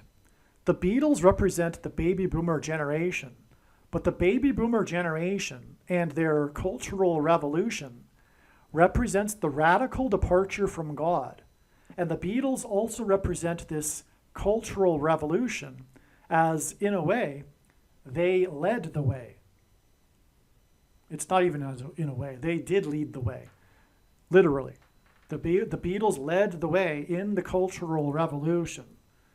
You know, and God designed it, by the way, for them to break up at the appropriate time when they no longer needed to be leading the way of the cultural revolution. You go into the 1970s and the cultural revolution is well underway by that point. And so the purpose of the connection to the song Michelle in 1966 is to point to the words of John Lennon in 1966. That's the bigger picture here, okay? Yes, okay, we got this fine connection to the song Michelle, hinting at Michelle. Of course, she will enable Barack to become the president again, but there's more to it, right? Now, as I mentioned earlier, you know, Michelle was born, 1 year, 8 months, and 8 days, 188 before the song was released, etc. But there's still more to it. Ultimately, it's also pointing back to this year, 1966, right? That's also, again, why the 60 years and 6 months connection, too, between the first and most recent or last hit, number 1 hit. It's all about 1966, but it's pointing to 1966 because of the symbolism in the last concert that was 6 + 6 + 6 days after John apologized for his controversial remarks about Christianity. And that's what it's all pointing to here. Because the Beatles embody this sentiment towards Christianity in the baby boomer generation and the cultural revolution. That's what it's all about here. All right, so this is the bigger purpose of this last Beatles song, Prophetic Sign. It is a passing away of a generation sign, but it isn't just any generation. This is the baby boomer generation. the drivers of American culture for 60 years, it is entirely fitting that the end of the baby boomer generation would coincide with the end of the age, and the return of Lord Jesus Christ. I have read about and been quite interested in the subject of generations and their roles in social history. In my opinion, it is obvious that it is impossible for the Lord to return after the baby boomer generation has passed away. The baby boomer generation is not going to be absent for the end times. This is an intuitive fact for me. Paul McCartney is 81 now. The leading edge of the baby boomer generation is now past the average life expectancy age. The time for the Lord to return and the end of the age is now. All right, so as I wrote here, there's more to the story of Now and Then and the John and Paul connection. It's in the second half of this video. It's clearly supernatural. So there's too much to type out to my friends here, so I'm just going to give it a shot explaining it, okay? So as I mentioned earlier in the video, I said I would come back to this theme of John writing the song for Paul and John's last words, okay, to Paul.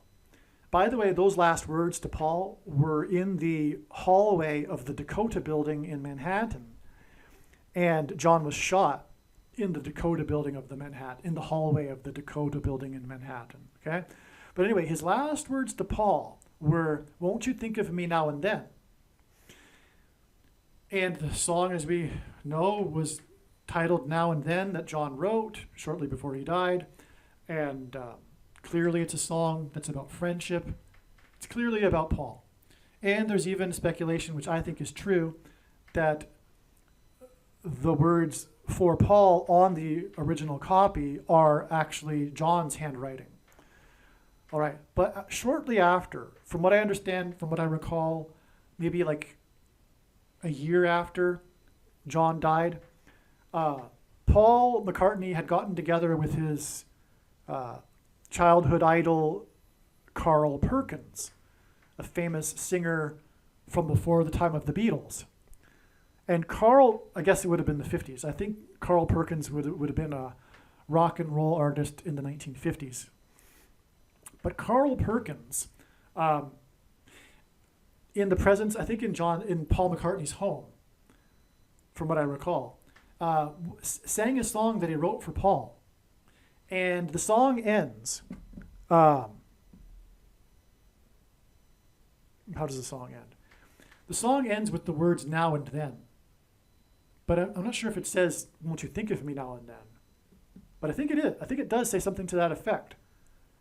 But the final words of the song are "now and then," and it's about thinking of their Carl Perkins and Paul McCartney's friendship.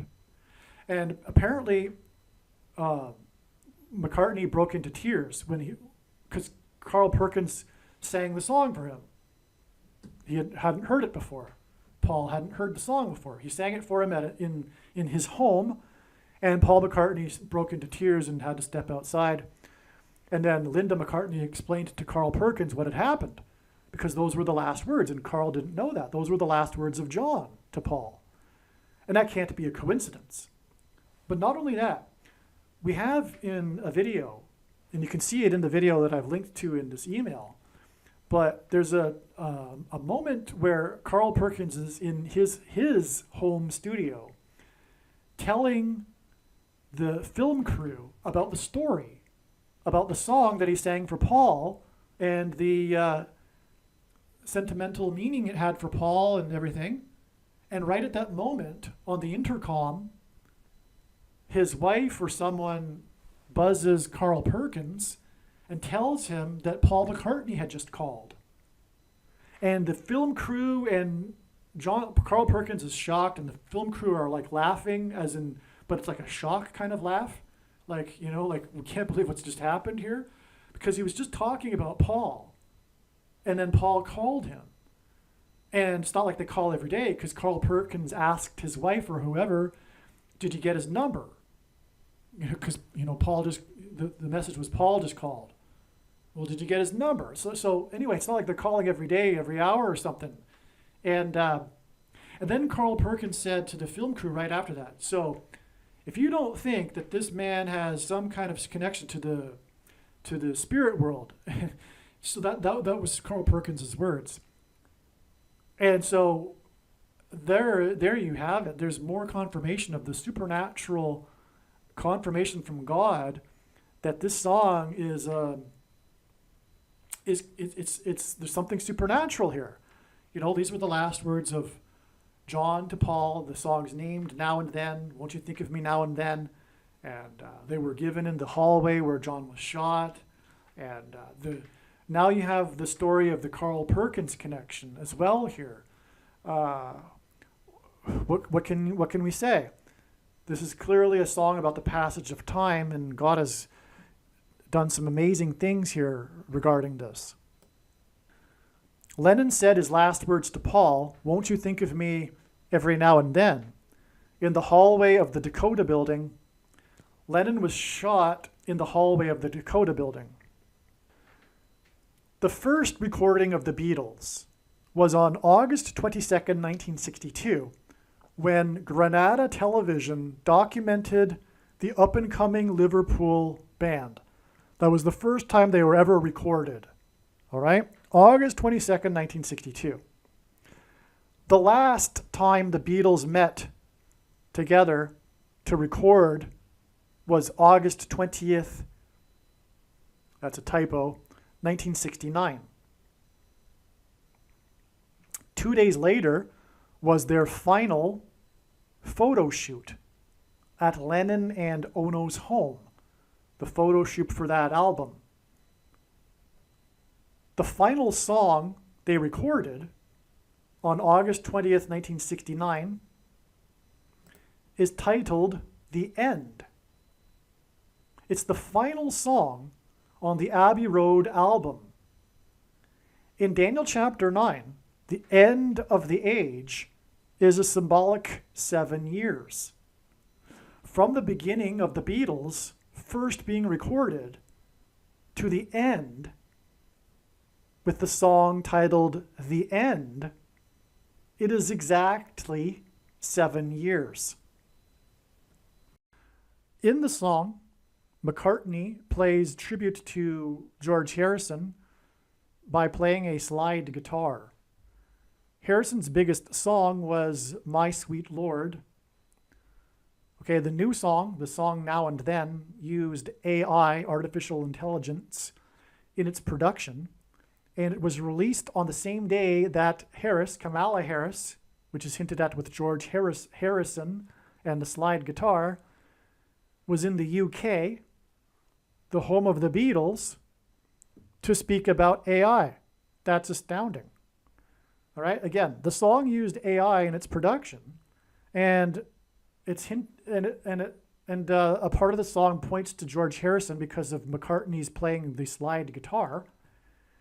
And the Beatles are from the UK. I mean, they were called the British Invasion. Oh, you know what? That's probably part of this too, because the Beatles are known for this British invasion, which was in the 1960s, and this large number of British musicians that became the biggest hits, right? And the Beatles were the biggest of the British invasion, as they call it. But this would be symbolism for the invasion, which is currently symbolically happening with the southern border. That's also symbolic of what's coming. But it also is an allusion to Revelation chapter 12, when Satan and his angels are thrown down from heaven to earth. That's an invasion of the demons, right? And ultimately, we are talking about eventually here next year, a mass demonic possession and genocide. But anyway, so invasion. Okay, so that's amazing. Harris was in the UK on the same day, speaking about AI, on the same day that the song that used AI that was released, made by the Beatles, who are from the UK. Okay? 11-2, the date, hints at two planes that crashed into the two towers that looked like a giant 11, beginning with Flight 11 with a crew of 11, by the way. That's what the date 11-2 hints at.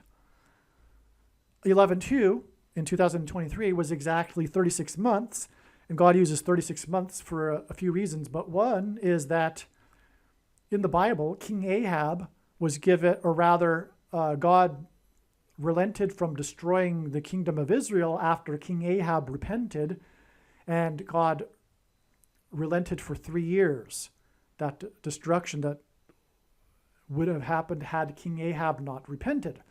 Well, anyway, Bill Clinton repented exactly 3 years to the very minute on live television with a pastor before the last building collapsed on 9/11. Anyway, 36 also, because 36 months is 3 years, and also 36 hints at or symbolizes 666, the number of the Antichrist in Bible prophecy, because 36 is 6 times 6, but also 2 times 18, which is 6 plus 6 plus 6. And the 36th triangular number, which in a triangle of numbers, the last number in the 36th row is 666. And 1 plus 2 plus 3 plus 4, all the way up to 36 equals 666. And so this 11-2 date on which the song was released, and this date that hints at 9/11, was released exactly 36 months after the death of the clock tower lady in From Back to the Future, whose last acting role was playing Mrs. Harrison, as in Kamala Harris, in a TV show. The clock tower lady's death was exactly 999 weeks after the towers on 9/11. All right, the most important number in God's signs is the number 9, is from the Bible. It symbolizes God's judgment. Believe me, I know far better than you how the prediction made in this video was derived. And more importantly, I know far better than you why the righteous Christian God of the Bible has given me a voice through this prediction. If you are a quote-unquote Christian or Muslim, this prediction was not learned through a demon. Be warned that blaspheming the Holy Spirit is the unforgivable sin. If you are a New Ager or New Spirituality person, this prediction was not learned through somehow tapping into the supposed universal collective consciousness. If you are a conspiracy theorist, this prediction was not learned through figuring out a supposed code that the Illuminati and Satanists are using. This prediction was learned through the Bible and through watching carefully the Lord's prophetic signs, which Jesus commanded all Christians to do. Besides proving that Jesus Christ is the Lord, the reason why God has given me a voice through this prediction is to prove that the controversial things that I am saying in the videos on this channel are the truth. Therefore, a wise person will want to watch all of the videos on this channel. What I will also do is create a video or two that summarizes some of the controversial things that the Lord will prove to be true when the prediction being made in this video comes to pass. I will leave links to these must-watch videos in the description box below this video. Again, the purpose of this prediction, that is from God, is to prove these things that I will talk about. And therefore, it would be foolish to not watch the videos that I will leave links for in the description box below this video.